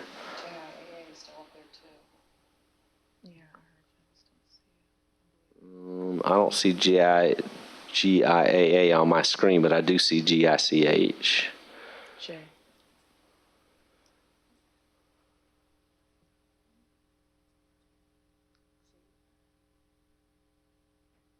So, Mr. Shad, you're still acknowledging that although those policies may be there, you're still acknowledging that they've been pulled out? yes, and, Okay. and of course, in times past, Ms. Sherman has been able to remove Okay, thank you. scrivener's errors or what have you. So Thank you. So I'm prepared for us to move forward, Mr. Chair. Okay. Ms. Sherman, are you prepared for us to move forward? Oops. Okay. Oh, I got my vote, thank you. Okay, it shows correctly on your end, okay. All right. So you got all of our votes? Nope. Okay, so we're gonna vote now? Okay.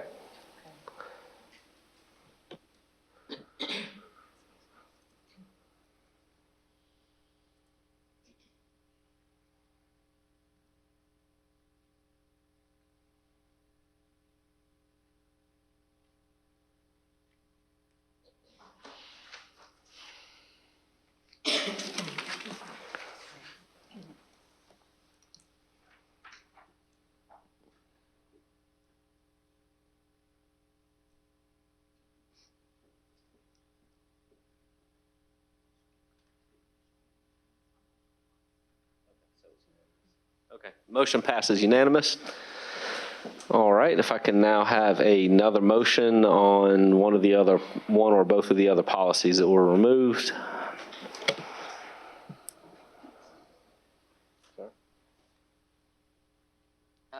Excuse me, I'm getting back to it again.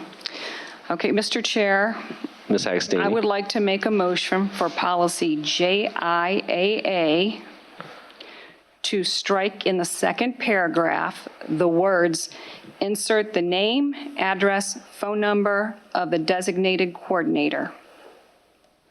Okay, can I ask Ms. Agostini, just to be clear, are you asking to pass the policy with the change, or are you asking just for a motion to make the change? I'm making the motion, to pass it with the change. Okay, motion's been made to I didn't- pass policy JIA with the change.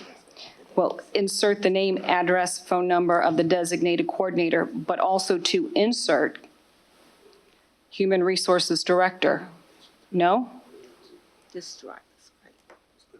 Okay, period. Thank you. Okay, motion's been made by Ms. Agostini. Do I have a second? Second. Seconded by Mr. Shad. Is there any discussion? All right, if there's no discussion, as soon as Ms. Sherman's ready, we'll. Just a quick question. Yes, I just ma'am, thought Ms. about Mackey. it. It's logical as reads, but is it a law that we have to have their name? I want to make sure that we're not, is it a law that we have to have their name there or no? Because it's logical. It makes sense as it reads. I don't know if it's a law. We have to have a Title IX coordinator. Yeah, I got We that will much. identify the Title IX coordinator on the district's website. So if someone wants to know who the Title IX coordinator is then they'll know that person will be identified there. Oh, gotcha. Yep. My understanding was this came from legal counsel, this policy. Okay, so the motion's on the screen. Is that correct, Ms. Agostini? It really should say to approve policy JIAA with the removal of and the quote, correct? Correct. So, Dr. Dave, just for clarification, so what you're saying is that the reason that their name, because it makes sense as it is, as the motion states, but are you saying that the reason that you desired a name and address and phone number to be there is because people need to be able to reach that person? I don't desire the name and address and phone number to be in the policy. A mistake. Okay. Because if we did that, if that person left, we would have to go and amend the policy. That's what I get. I got you. So it's just to leave it as the district's Title IX coordinator, because that would be that position would remain constant. The title will remain constant. The person may change, and then we'll identify who that is on the website, which we will not take a vote to do that. Perfect. Thank you, sir. Okay, Ms. Agostini? The motion is correct. Okay, thank you. We can take the vote.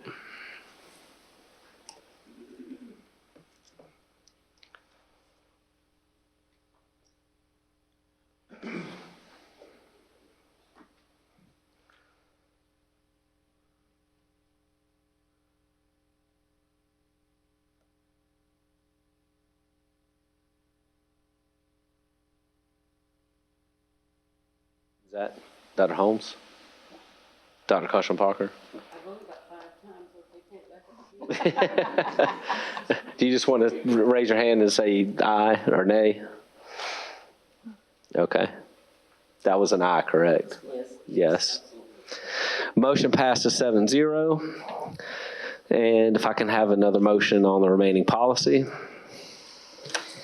Mr. Chair, Ms. Agostini. for policy JICH, the last sentence of the first page, first sentence of page 2, I would like to strike has a zero tolerance for, and replace that with prohibits. And then in the next sentence, strike the word intends and replace that with may, intends to, and replace that with may. So is your motion to approve the policy with the changes or And just to for the approve it with those changes, thank you. Ms. Sherman, are you clear on that? Okay. Do I have a second to that motion? Seconded by Dr. Elkins Johnson. If we can just make sure it's accurate on the screen. And is there any discussion in the meantime? Question. Yes, ma'am, Ms. Mackey. As I read this paragraph, the board has a zero tolerance for alcohol or controlled substances. It sounds as if there is emphasis on the disdain for alcohol or controlled substances in the district. And with regard to those violations, students are recommended for expulsion. There are students who come before the board to request an appeal. The appeal may or not be granted. So if the policy is there's a zero tolerance for alcohol or controlled substances, and that a recommendation for expulsion is the standard order of business, and I believe it is, then coming to the board for appeal is the only way to change that. But I think as I read the sentence, I think it's indicating that the board has a disdain for alcohol and controlled substances. Dr. Davis, do you have a different perception of how that reads?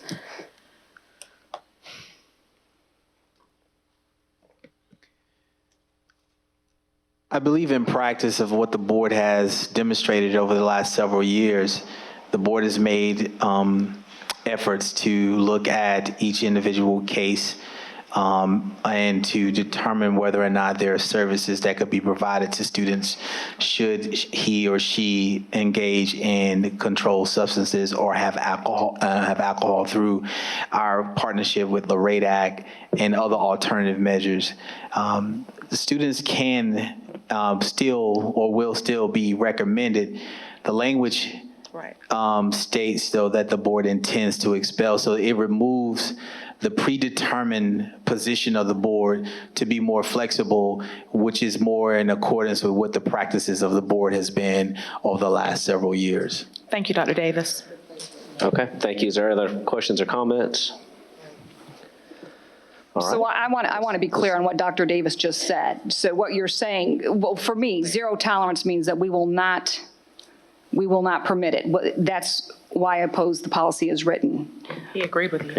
He agreed with you. Okay, that's what I wanted to make sure, that I understood that. Okay. We've moved away, school districts have moved away from zero tolerance and have been practicing more of a restorative kind of a mindset and looking at each situation on a case-by-case basis. So our practices have been aligned with what best practices have been for many years.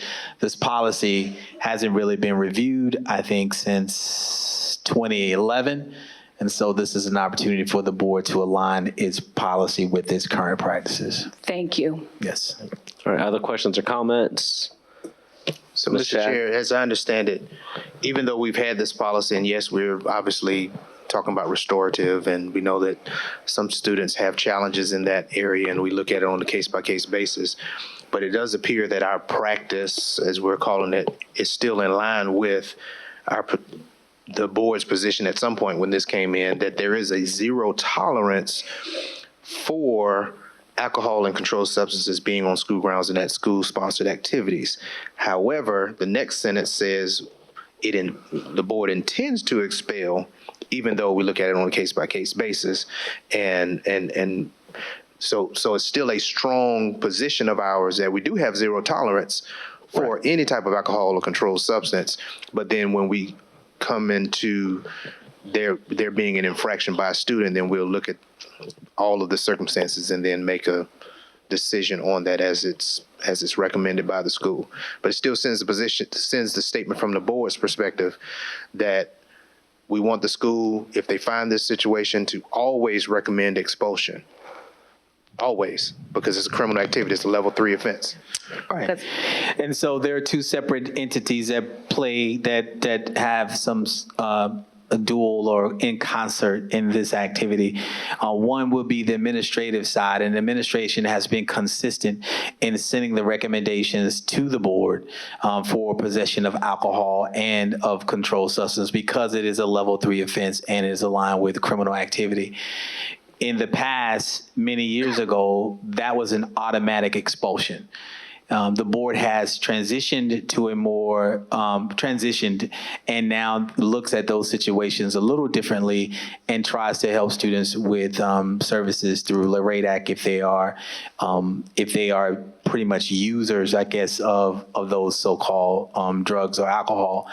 This will allow the board, by stating prohibits, I think sends a strong message, but administration will still follow their expectations when it comes to bringing that before the board. We would not use the discretion in possessions of level 3 offenses. We still have to follow our protocol for a level 3 criminal offense and bring that case before the board for its final approval of that recommendation.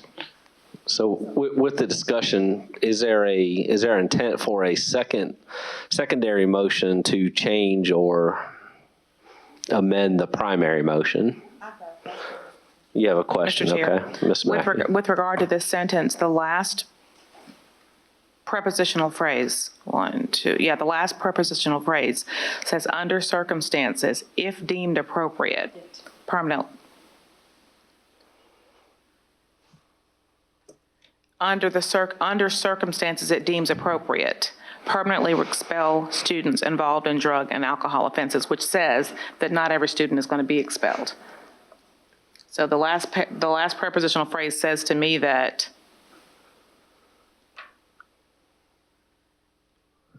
students are not going to necessarily be expelled for the offense. Am I misreading that?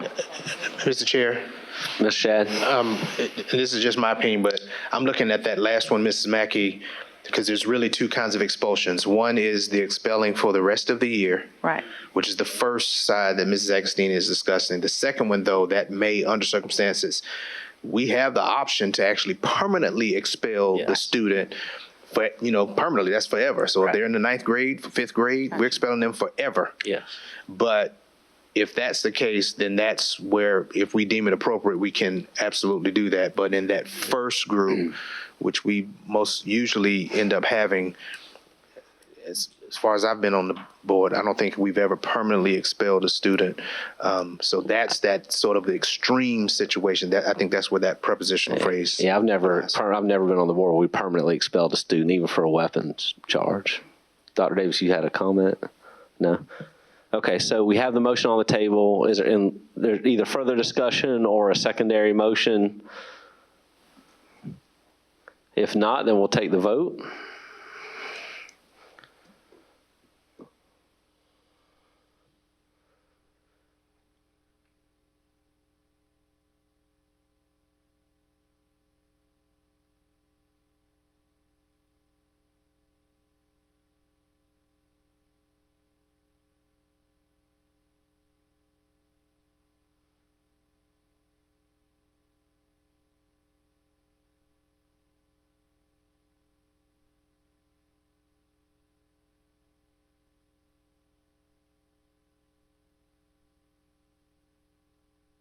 Who are we waiting on? Ms. Mackey?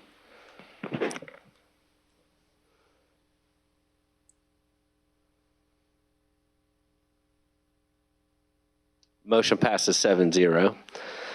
All right, that takes us through all of our policies, and we are now on to item 12, new business, no action, the comprehensive annual financial report. And I'm surprised we still have our auditor with us. Good evening. Smiley.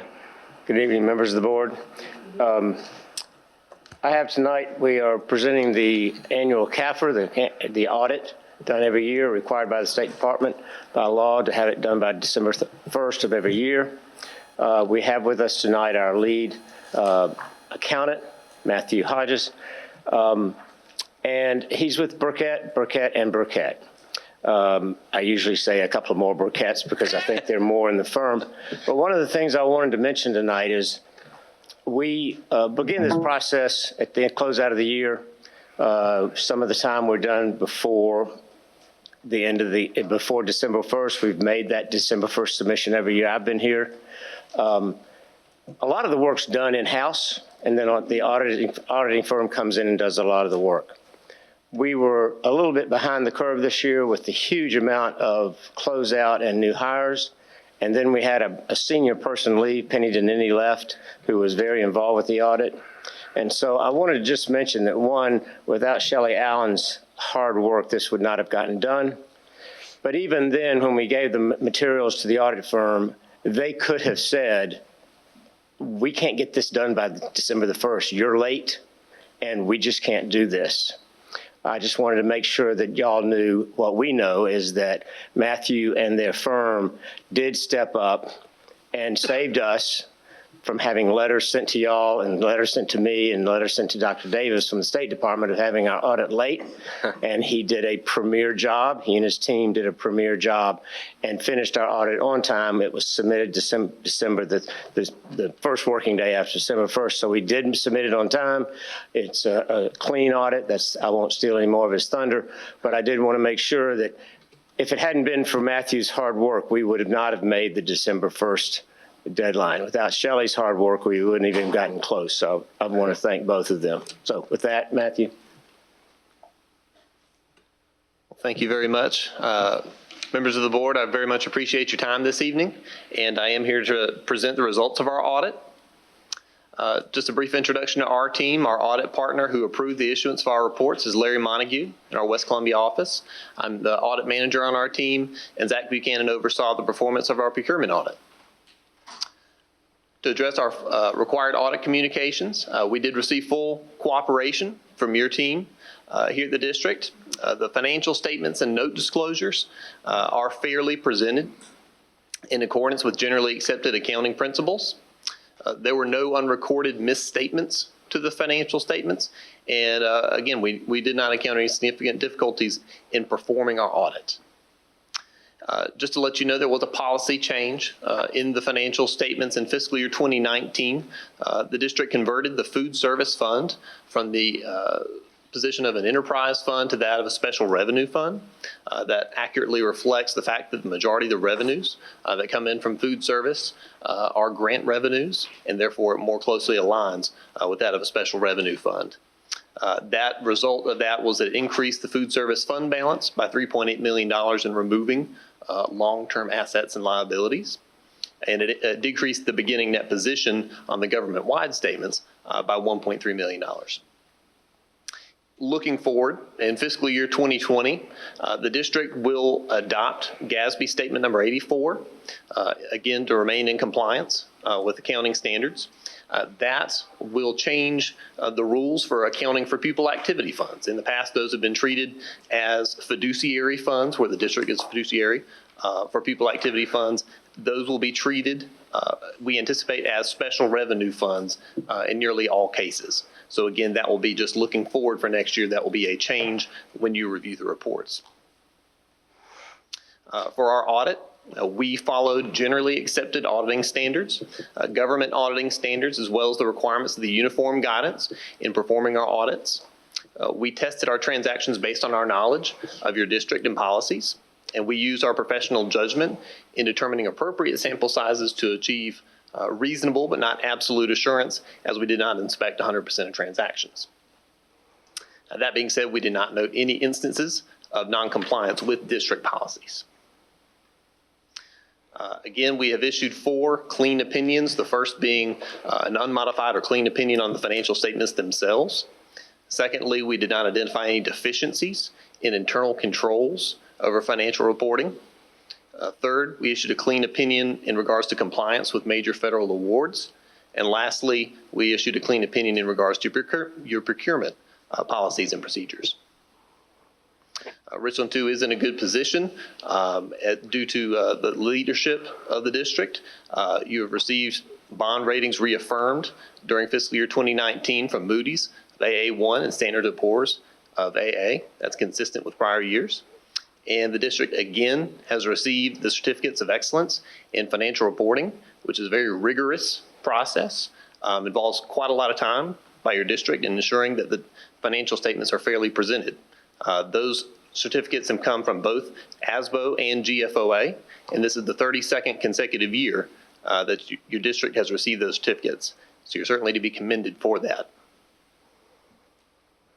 So management has continued to increase the general fund balance.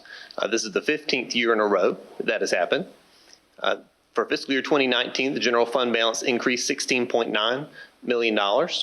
The general fund balance at June 30 was $69.8 million, which represents approximately 23% of the total operating budget, and that is above the required amount set in board policy.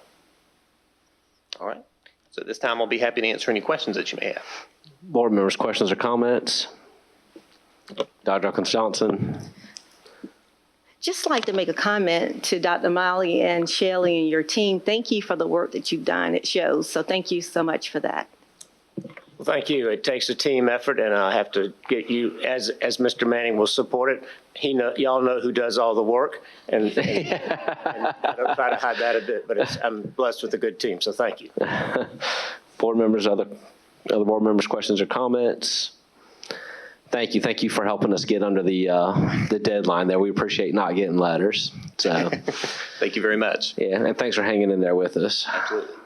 All right, next on our agenda, we have Dr. Davis, the state of Cate. Thank you, Mr. Chair. Mr. Chair, members of the board, and to our audience that are remaining, thank you.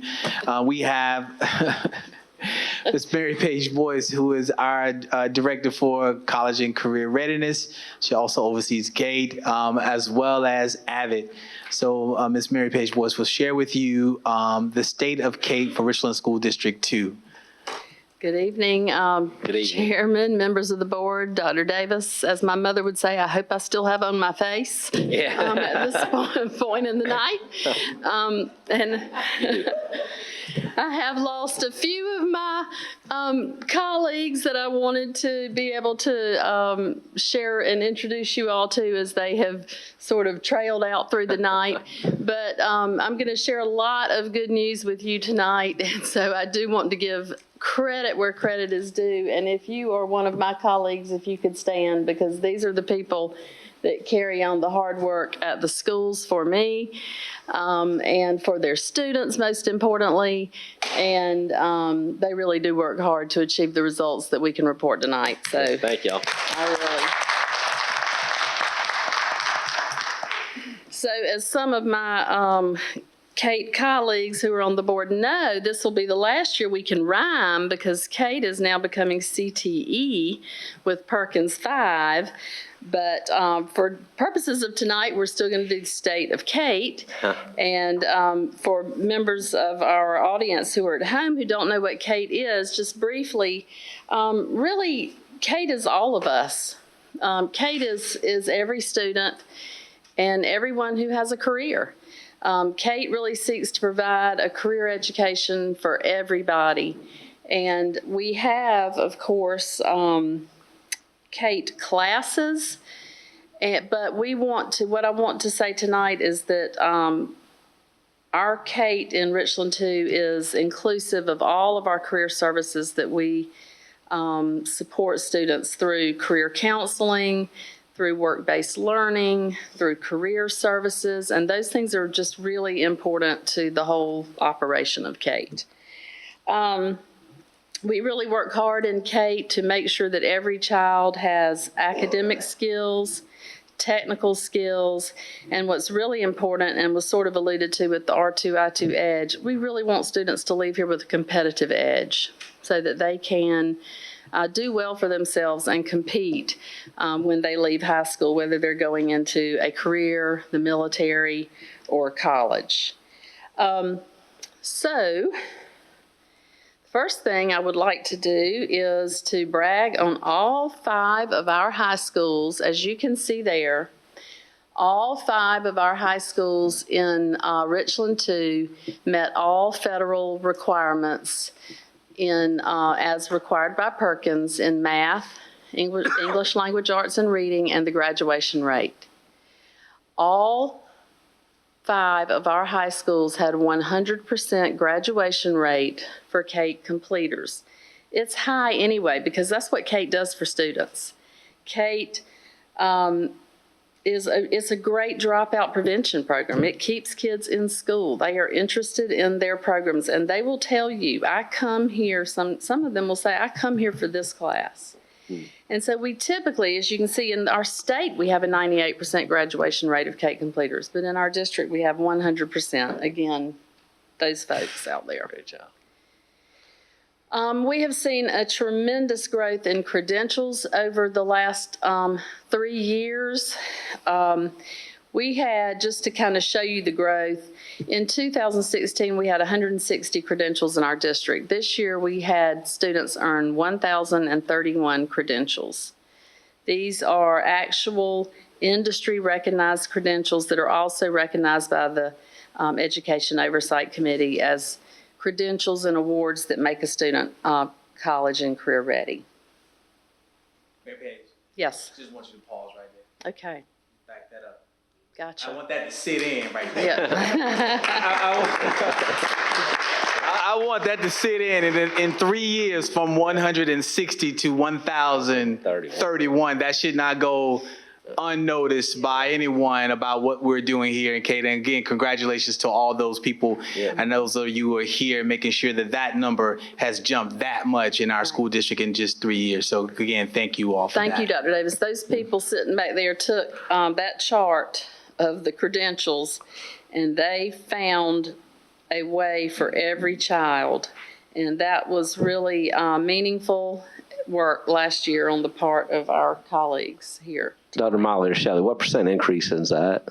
A lot. That's a technical term, I know, but a lot. Highly technical. Yeah. Okay, so when we had the academic report, we sort of compared to like districts. What I've done is compare us to our Midlands Tech service area and our MEBA service area, as far as those agencies that cooperate with us to bring Cte to our students. And so I have shown here where we are as far as awarding credentials in Richland 2. And I have shown here our numbers for the same group of our Midlands area service district in career ready numbers and college and career ready numbers and how we compare.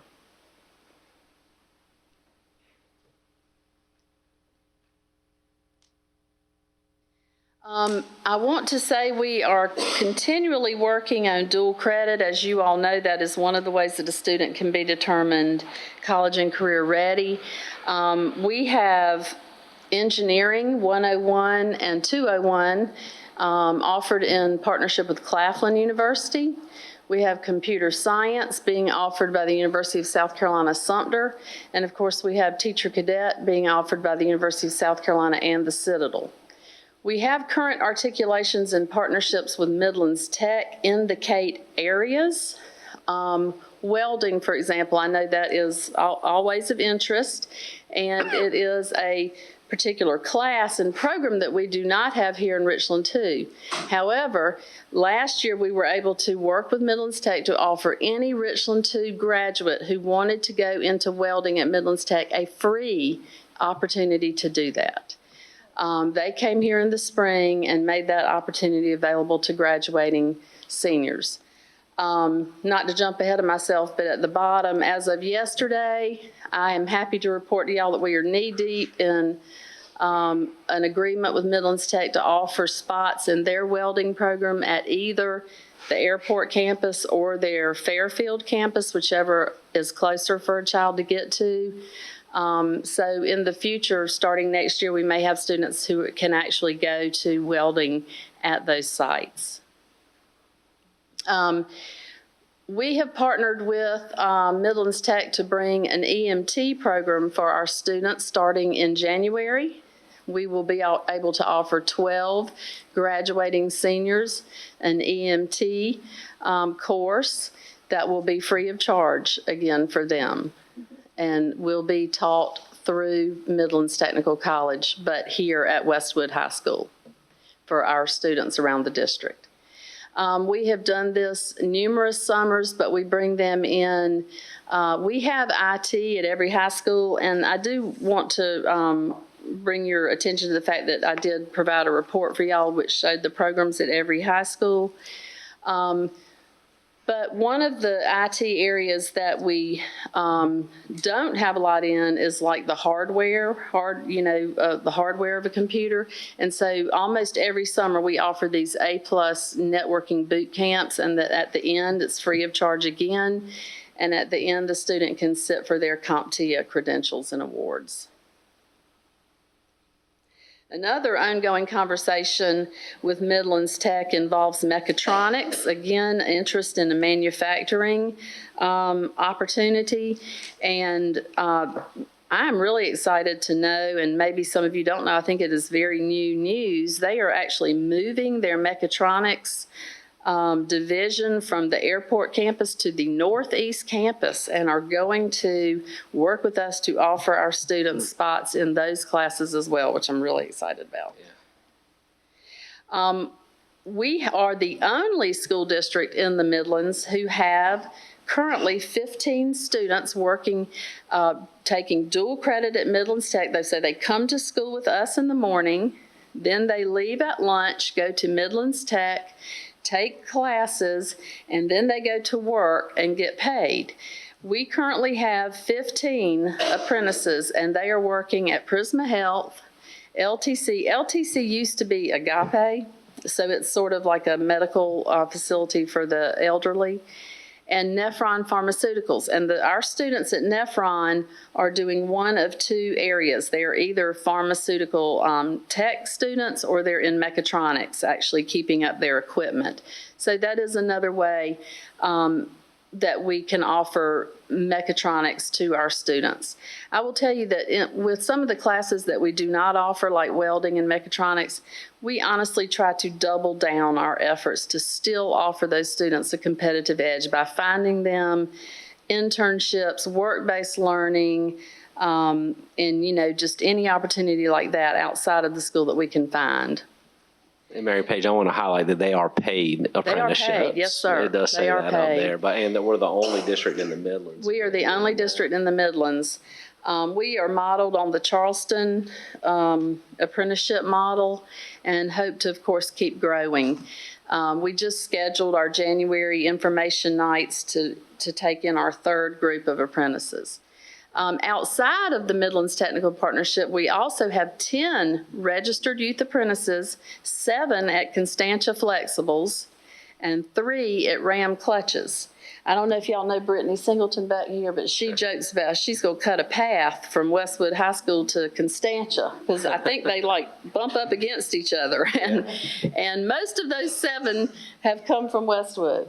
5 of the 7 are from Westwood. So we're very proud of that and appreciative to our companies like Constantia and RAM, who outside of being brought into the picture by Midlands Tech have worked with us to provide registered youth apprentices. So we have 22, and we're the only district in the Midlands to actually have registered youth apprentices.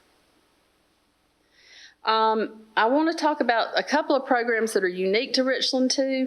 First of all, and I was at a state meeting today, we are doing something that more schools really frankly need to do. Health science, as some of you are probably very aware, normally you're turning down kids. Normally you have one FTE. It's not enough for a high school. We've got so many kids that want to do health science. Y'all, you can see in that report, it's our #1 requested IGP area. Literally thousands of our kids want to do health science. So I want to highlight the partnership that Richland Northeast and Westwood High School agreed on last year. They are now sharing a CNA teacher. It's easier to find a health science teacher who's not a registered nurse. So now they've each found a health science teacher who can teach the Health Science 1 and the Health Science 2, and they're sharing their registered nurse who does Westwood in the morning and Northeast in the afternoon. So they have been able to increase their number of students that get to go into health science, and we're using a nurse who already had an established relationship with Prisma, and she's being able to offer that to 2 schools now. Med 2 is another thing that we do for our health science students. We have, y'all can probably think to yourselves of students that you know who they do want to be a nurse or a doctor, but they're not taking health science in high school because maybe they're trying to be an IB student. Maybe they're trying to finish another magnet program. Maybe they're trying to, be an athlete and they don't have time in their schedule to do the practicum at the hospitals. But they're still interested in medicine as a career. So we have a full-scale after-school program that we call Med 2. And through that, we offer all kinds of programming in the afternoon. Just some things she's already done this year: Stop the Bleed workshops. Kids are able to get certified in that. CERT, which I really did not know about prior to this year, but that's a community emergency response team, and students are able to have kits in case an emergency ever happens on their block or in their neighborhood, and they know how to respond. We have speakers. Y'all, some of you came when we had the medical career fair earlier this year, and Med2 has just really blossomed into a very meaningful program after school for us. And the After School Alliance is so appreciative of it that they have actually joined our efforts and are working with this program to digitally badge people. Is that a timer for me? Not No, sure what that it was a is. timer. Okay. It was a timer for the meeting. I'm gonna try to finish quick.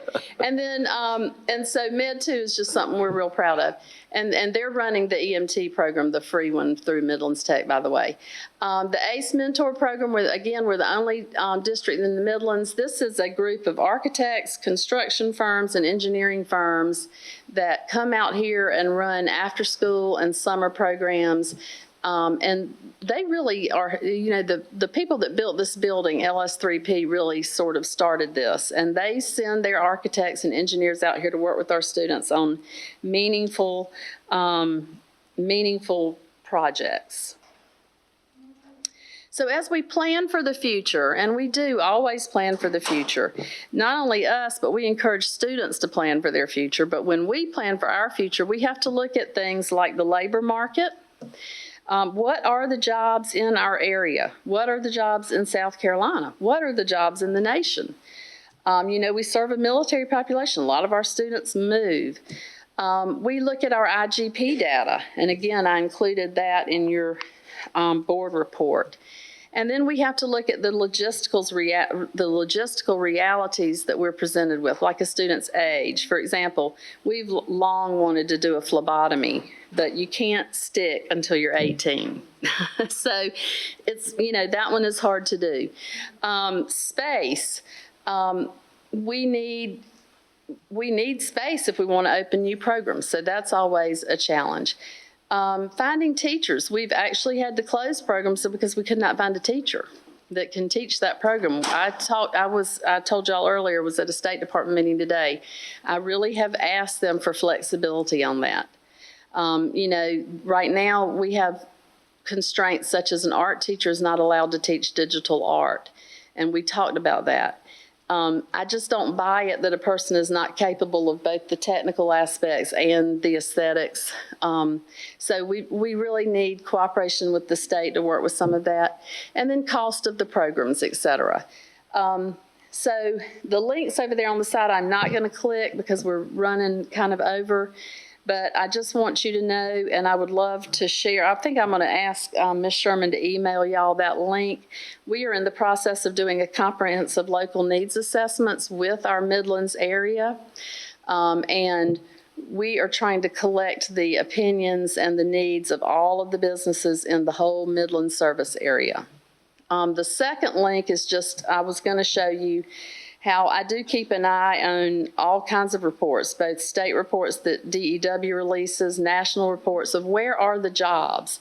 And I want to make sure that we are keeping up our Cte areas with where the jobs are.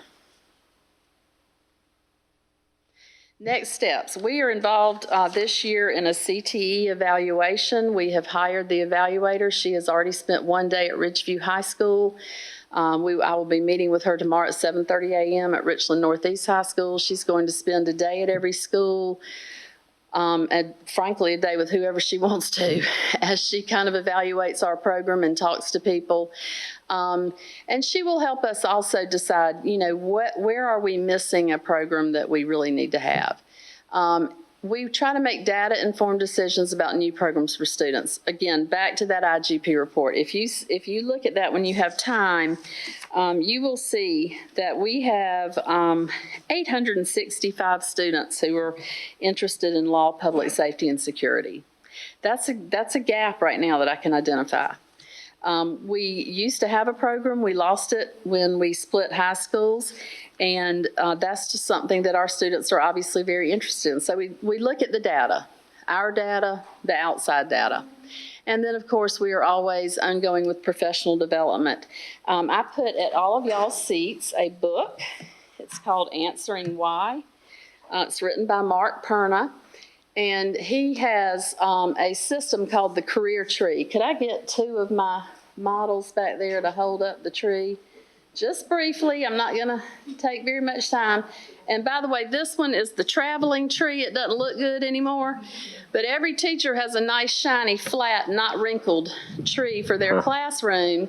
And basically what it does is they have worked for the last year on identifying the places on each of their career fields tree.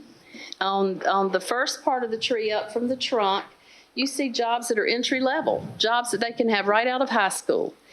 On the middle part of the tree are technical careers, jobs that they can have in their field if they go to a 2-year program like at Midlands Tech. And at the top of the tree are the professional careers. And what we like to do is practice the educational planning with the students, have them become a leaf and let them put their leaf on the tree. And let them see that they don't have to be at the top of the tree with a college degree to have a meaningful career in something that they enjoy. And also, we talk to them about time. Everything doesn't have to be done within the 4 years you graduate high school. Life is a pathway, and your pathway to purpose might take 10 years. It might take 2 years. It might be right when you graduate that you're happy and in your career. So we have these in all of our classrooms now, and to include in middle school. And I think we're one of only 2 districts in the state that also provide career services at our elementary schools. We have 4 CDFs that are designated for elementary schools, and we're proud of that because we sort of believe that opening up the world of careers to people can never be done too early. We're not trying to pigeonhole anybody into anything, just expose them to the ideas of the future. All right, thank y'all so much. Okay. I'll be happy to take any questions. Oh, and can I answer one first? We have 8 career clusters at R2I2 that are represented. I couldn't tell whether I should stand up and answer or not. We have 8 career clusters at R2I2, and that is because a few of our teachers teach cross-cluster, right. Like our teacher that teaches virtual enterprise, that's in the business cluster, but she also teaches Apple software, so that's in the IT cluster. Okay. We have every cluster in Richland School District too, with the exception of finance. We stand ready to offer finance again at any point when kids want to sign up for it. Right. We have a finance teacher, a teacher who can teach finance, and we have offered it in the past, but when we just don't have students sign up for it. So we have all of the career clusters 8 at R2I2. All right, board members, Dr. Holmes. I would like to say congratulations for a very detailed report. You know, Cte is my love. It's near and dear. It's what I do every day. I work at Career Center also. And I love your Career Center director. Oh, well, thank you. He's a good colleague. Yes. So I just thought it was great, the partnerships with Midlands Tech. And I know how hard it is to get a nurse. I think a lot of people don't realize to get a CNA nurse, it has to be an RN. It can't be an LPN. Right. And RNs make so much more money in the private sector or at a hospital. It's very difficult to pull those type of people in. And you're right. That's the kind of people we need to, the legislative body needs to change some of those stipulations because there's no reason why an LPN can't teach a CNA class. It's really ridiculous. But you know what I'm talking about with that. Yes. But I just applaud you because I know Cte is an area that is very much needed because of the simple fact that within the next few years, most of the jobs that are going to pay you any money are going to be technically based. And that means some of us probably need to go back to school and get another technical degree.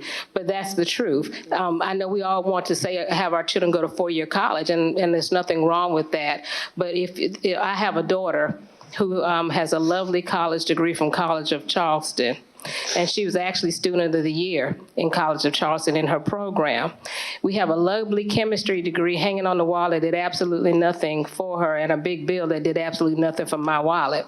But having said that, she came back and went to Midlands Tech and did the nursing program with Midlands Tech.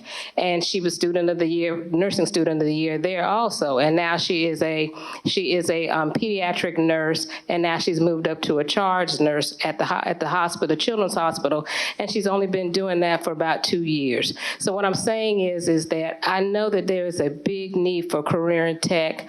I'm so glad to see that you're creative with the partnerships that you've established. I love the fact that you also are taking into account that you have to do a survey to see what the kids want to take, because you can implement programs, but if the interest is not there, you're wasting money.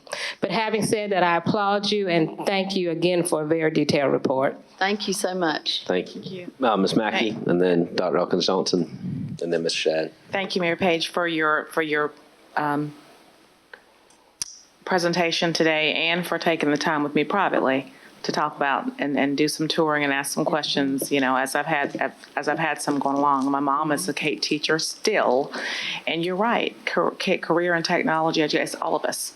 It's all of us. It's not one certain segment of students. It's all of us with regard to our careers. One of the things we like to tell our students is, anyone, that you can be anything you want to be if you put your mind to it. But I always add that you can be anything that you've been exposed to. Mm-hmm.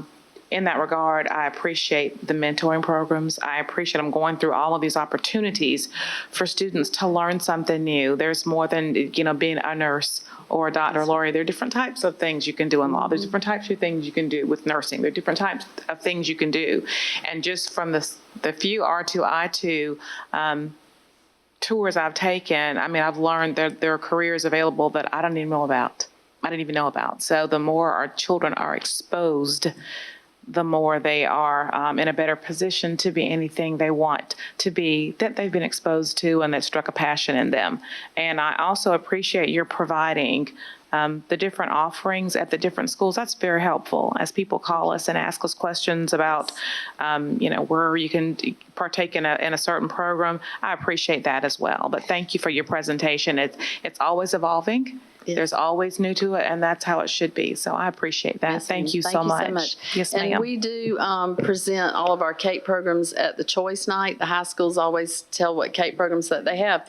So if you want to be in cosmetology, for example, you can choice over to Richland Northeast to do that, so that we try to get that information to them before they make their choices. Thank you. Dr. Johnson. Thank you so much. Mayor Page, I'm very excited about this report. Thank you so much for the detailed information. Thank you. Really, really excited. Thanks. I, too, am a former Cte teacher, yes, so I'm very excited about this. Just a few questions. When I'm looking at the welding and the EMT, and it's also for graduates, what's the credential and criteria for these graduates? What is the entering criteria? Yes. The welding entering criteria seemed to be that they wanted to go into welding. The EMT, and let me make it clear, the welding was for students after they graduated, they could start, yes, and they could start for free. And as you know, Midlands Tech has an open admissions policy, especially in their credentialing areas. Mm-hmm. If any of our students had wanted to go into welding and get an associate's degree, they would have entered into probably a situation where they had to pay for some of their academic classes, but if they were doing the welding certificate, it would have been free. The EMT, right now, we have interviews on January the 9th scheduled, and we don't know yet whether we'll have more than 12 that want to do it. We assume we will. And so what we're going to try to do, we have a goal of having students from every high school who can do it. So we want to try to give each high school a certain number of spots. And for that, we're looking for a commitment because it's after school. And we want to talk to their parents about that too. There'll be like 2 Saturdays. And we're looking for a student, and y'all are going to hate to hear this because you hear it so much about so many things. They're going to have to be able to transport themselves to Westwood at the end of the day. And, you know, transportation is always something that we struggle with. But those are really, until I see how many students are interested in that and how we have to get it down to 12, I won't know for sure. But mostly we're looking for commitment and students that we think will stick with it and continue to work after school to do that and not have senioritis so bad that they'll decide not to come, you know, to And the this classes. 12 with the EMT, are we just taking so many from each school or just the top 12? We're trying to take some from each school. Okay. And then we also, I hope to get more spots. I have it in sort of, I've put my penny in to get some more spots. I think they might be able to offer us up to 5 or 6 more for if we have more students. Okay. But right now, we have, I think, 8 who have applied to do it. So right now, I'm hopeful to be able to offer it to everybody that wants to do it. So how's this information shared with the students and their parents? So at this point, the information has been shared at the school level through health science teachers. We do feel like the students who are going to do the EMT program should probably have some background in health science. So we're advertising it through that. If they do not, however, and if we don't have enough of the students who have started in a health science curriculum who want to do it, we'll advertise it more broadly. Have we considered maybe placing this on each school's website? So if parents are out there looking, they can encourage their child to maybe apply or enroll? I will definitely check on that. I'll be honest with you, I'm not sure it hasn't gone on their newsletters and websites. Lori McDuffie, who is our health science teacher, has sort of been in charge of marketing it. So I will definitely ask her that, though. Okay, and my last question, when I go to workshops and conferences out of town, I like to go visit some of the schools just to see what they have. And I had an opportunity to go visit a career school in Dallas. And I went through their CNA program, and I noticed that they had African American, I'm not sure if you guys call them the mannequins or dummies, or I don't know the terminology for it, but they had Hispanic. I had an opportunity to go visit some of our high schools, and we're missing that. Okay. How can we include the Hispanic and the African American mannequins Patients as well? The plastic patients. Yes. Yes, I can work on that. I would love to see that. Okay. I would love to see that. They, you know, as you all know, they put in their budgets to order from EIA equipment money each year, and that can definitely be a question that I ask. Thank you for bringing that up. And great job again. Thank you so much. Ms. Chad? Thank you. Ms. Boyce, great presentation, and thank you to the staff that was here earlier, but had to leave, but definitely the ones who endured us and staying here. Just a few things. Mrs. Boyce, what's going to be CTE, is it available for those students who are in adult ed? I know we have them in our 5 high schools, but what about adult ed? Mr. Cunningham does things a little bit differently, but he has worked really hard. He has flat out been in overdrive to bring opportunities like that to them. And definitely he has worked on partnerships with neighboring businesses to get his students opportunities, yes. Okay. He doesn't have like a Cte classroom at adult ed, but he has gone at like sort of how I referred at the beginning to its career services in general. He has worked very hard on career counseling and making partnerships with businesses that will hire his students. And if a Cte student has had a discipline issue that caused them to go to Blackwood Academy, our alternative school, do they lose the opportunity? Well, I would imagine they lose their opportunity to continue with their path towards credentialing.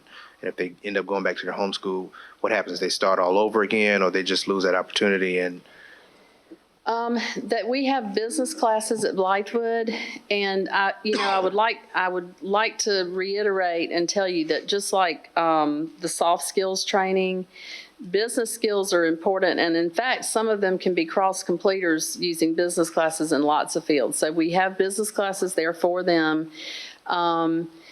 Starting over, as far as like if they are a culinary student,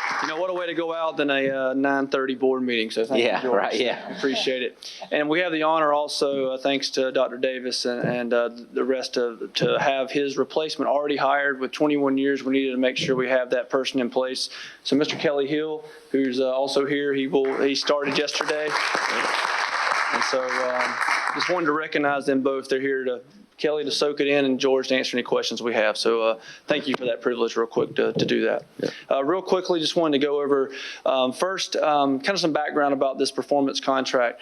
For about 20 years, 18 years now, we've had a service contract. The difference between a service contract and performance contract is a service contract is basically maintaining our controls, maintaining the things we have currently in place to make sure that we're an energy efficient district.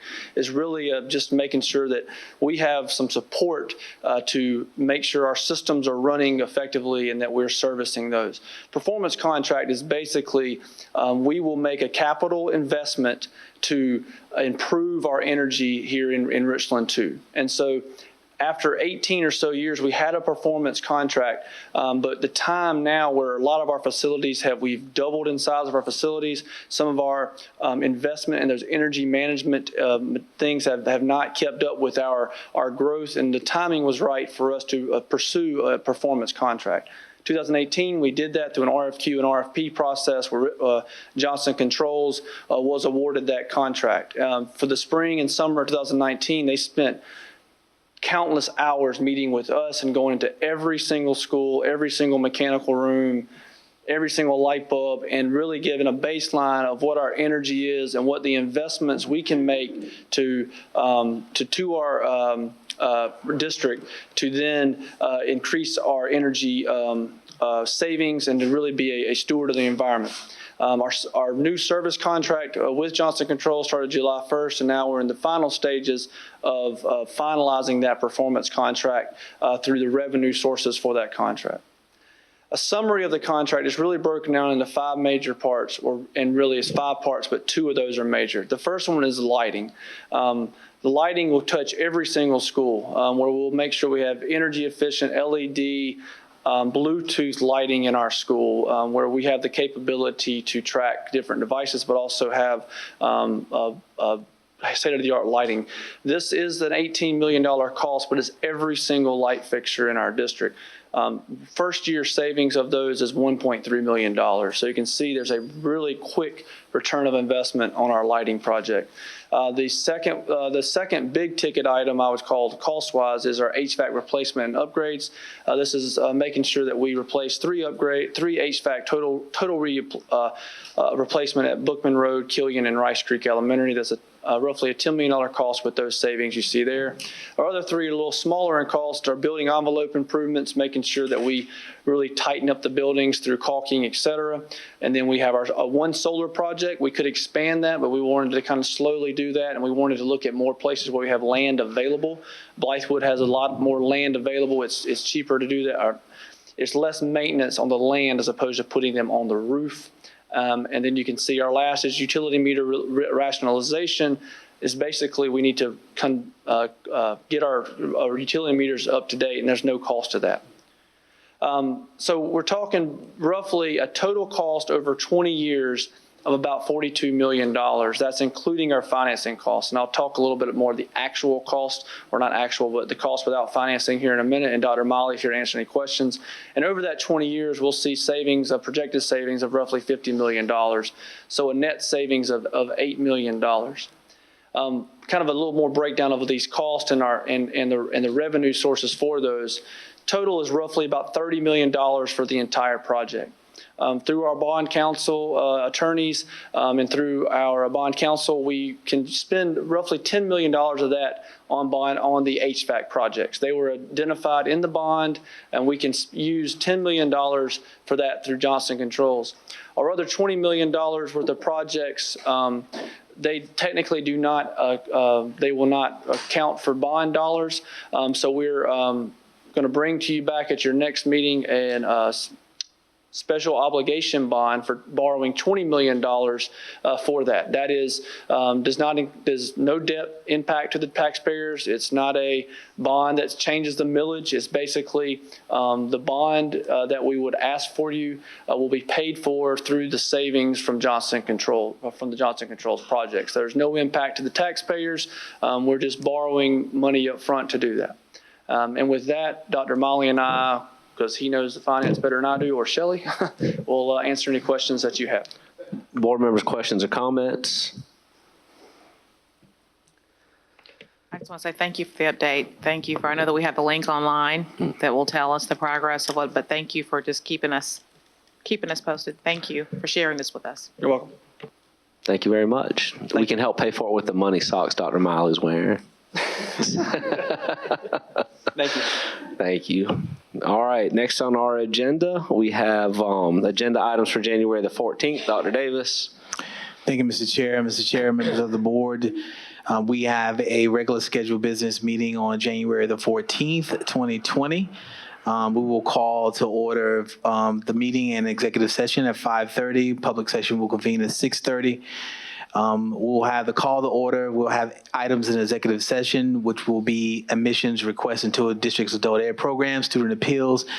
We will have inspirational moment and pledge of allegiance, the approval of the current agenda, as well as special recognitions, the approval of the consent agenda, approval of meetings from the previous meeting, employment recommendations and releases and transfers. We'll have our school focus, public participation one, and a legislative update if needed. In our voting items in executive session, we'll be voting on student appeals, student admission requests into the district's adult ed program. We'll have also have listed as needed for items discussed in executive session should there any arise. We'll have old business action requested, the approval of policy revisions from the January 7th special call board meeting. Those will be proposals. And we're asking, as Mr. Anderson just stated, the special obligation bond resolution. We'll review our agenda for the 28th of January and ask for approval, public participation number 2, Board of Superintendent comments, if there's a need for an executive session number 2 and voting items on those in that session, and then adjournment. All right, board members, questions or comments? Mr. Chair? Agostini, yes, ma'am. I would like an update on something, and is this the time or is it when we go to approve the agenda? You can ask for it, but if you want it officially added, we got to do it under the agenda. Well, I have to send in a handwritten notice anyway. So, but what I want what I'd like information on is a board briefing on the teacher compensation for subbing when they fill in during their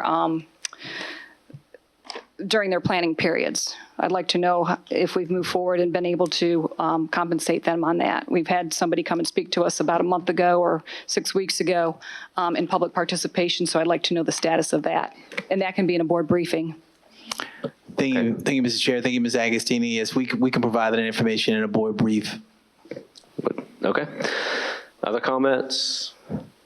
All right, we'll move on to item 14.1, approval of that agenda. If I can have a motion. Mr. Chair, Yes, ma'am. Mrs. Mackey. I move to approve the agenda items for the January 14th, 2020 board meeting. Motion's been made by Ms. Mackey. Do I have a second? Second. Seconded by Mr. Shad. Is there any further discussion?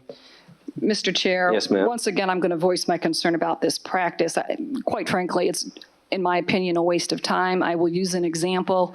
Our last meeting in October, when we had approved this agenda or draft agenda, it changes names, but anyhow, we had approved the rezoning for our November meeting, and then that did not take place. And it was only in the closing remarks was I informed of the vote would take place at a specially called meeting. So I would just like to discontinue this practice and just continue with going through suggested items. Thank you. Dr. Davis. Mr. Chair, I would just like to address that concern as it comes up at each of our board meetings. Previously in this district, we have always shared the upcoming agenda at the end of the board meeting. That has been a long-standing tradition in this district. There was a time where there was questions and concerns about items and whether or not those items that were requested to be placed on the board agenda were not adequately placed, or board members were not given an opportunity to place items on the agenda. So we put into process a place to ask board members to submit the items for presentation or items that they would like to be placed on the board, on the agenda, so that we can get some form of consensus so that one board member was not driving the agenda for requests for presentations and reports based on their preference. In addition to that, because that practice continued to be questioned, we then instituted an opportunity for board members to make a motion to add an item to the agenda and have that then properly voted on by the board, so that the administration can have a clear and concise understanding of what the board desires to have on the agenda. That is the appropriate way so that all board members can publicly state what they would like and have other board members decide in the public whether or not they support to have that item added to the agenda. And so that's why that has been put into place. And up to this day, we have had that exercise. Items have not been supported, but that is the appropriate way to do it.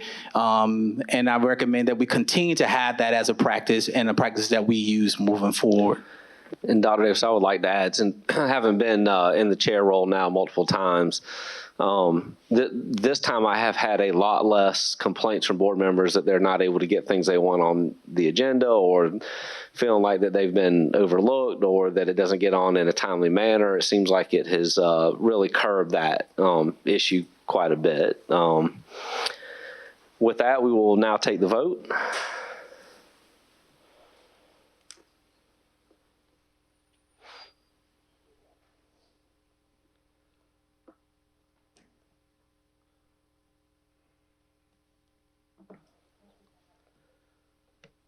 I don't think I had.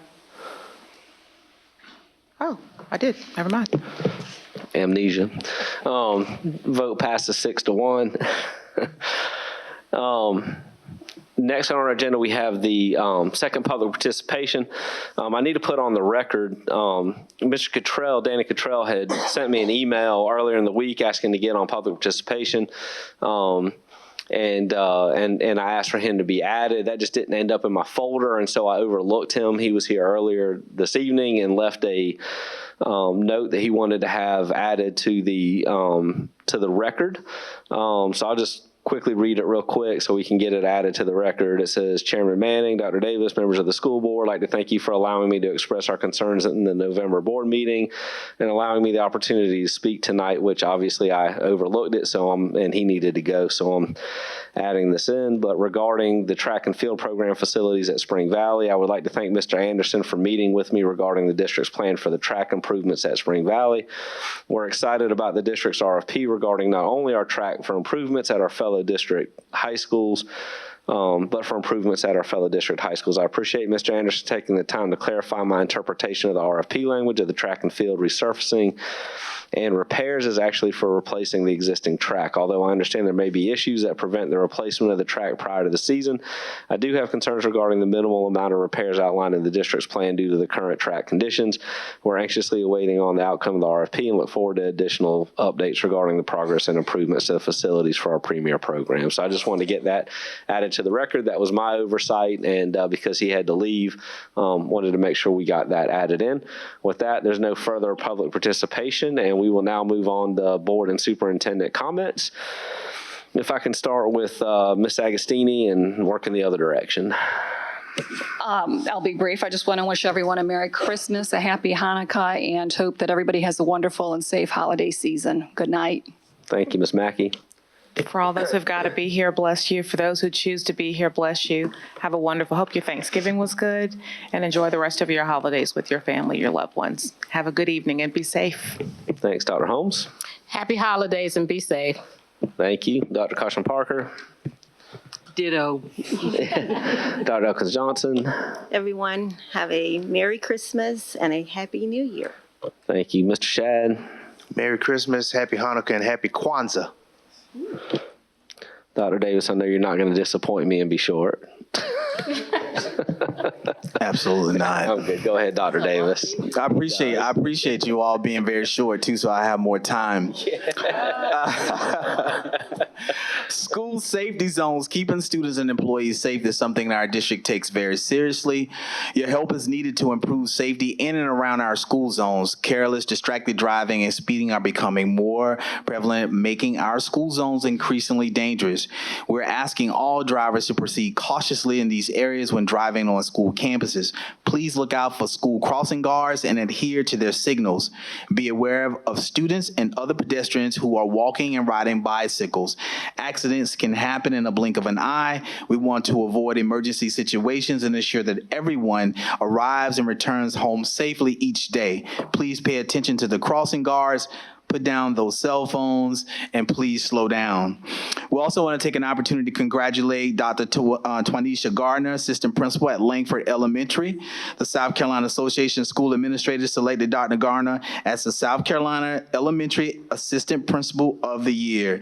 She now goes on to represent South Carolina in a national competition, and we will recognize Dr. Gardner at a future board meeting. Choice applications will be open on December the 16th through January 31st, 2020. Families living in the Richland 2 attendance zone have an opportunity to request entry into magnet programs or schools other than their residential zone school.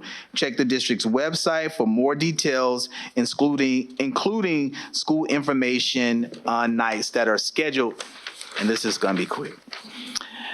Good news, Richland 2 is one of only 3 school districts in South Carolina being honored by the College Board with placement on the 10th annual AP District Honor Roll. Since 2017, Richland 2 has consistently increased the number of students participating in AP while increasing or maintaining the percentage of students earning AP exam scores of 3 or higher.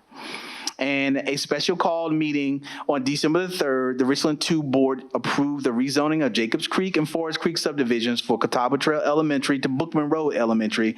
The rezoning change will go into effect at the beginning of the 2021 school year. And winter break begins on December the 20th. For students and teachers, district offices will be closed from December 23rd to January 3rd, 2020. School starts back on Monday, January the 6th. I hope that everyone has a safe and happy holiday season. Thank you. Thank you, Dr. Davis, board members. I want to thank everyone that's still here for sticking with us. I hope everyone has a wonderful holiday. You get to spend time with family, loved ones, or doing other things that you enjoy doing, and that our staff gets a well-deserved break from all of the work that they do the rest of the year.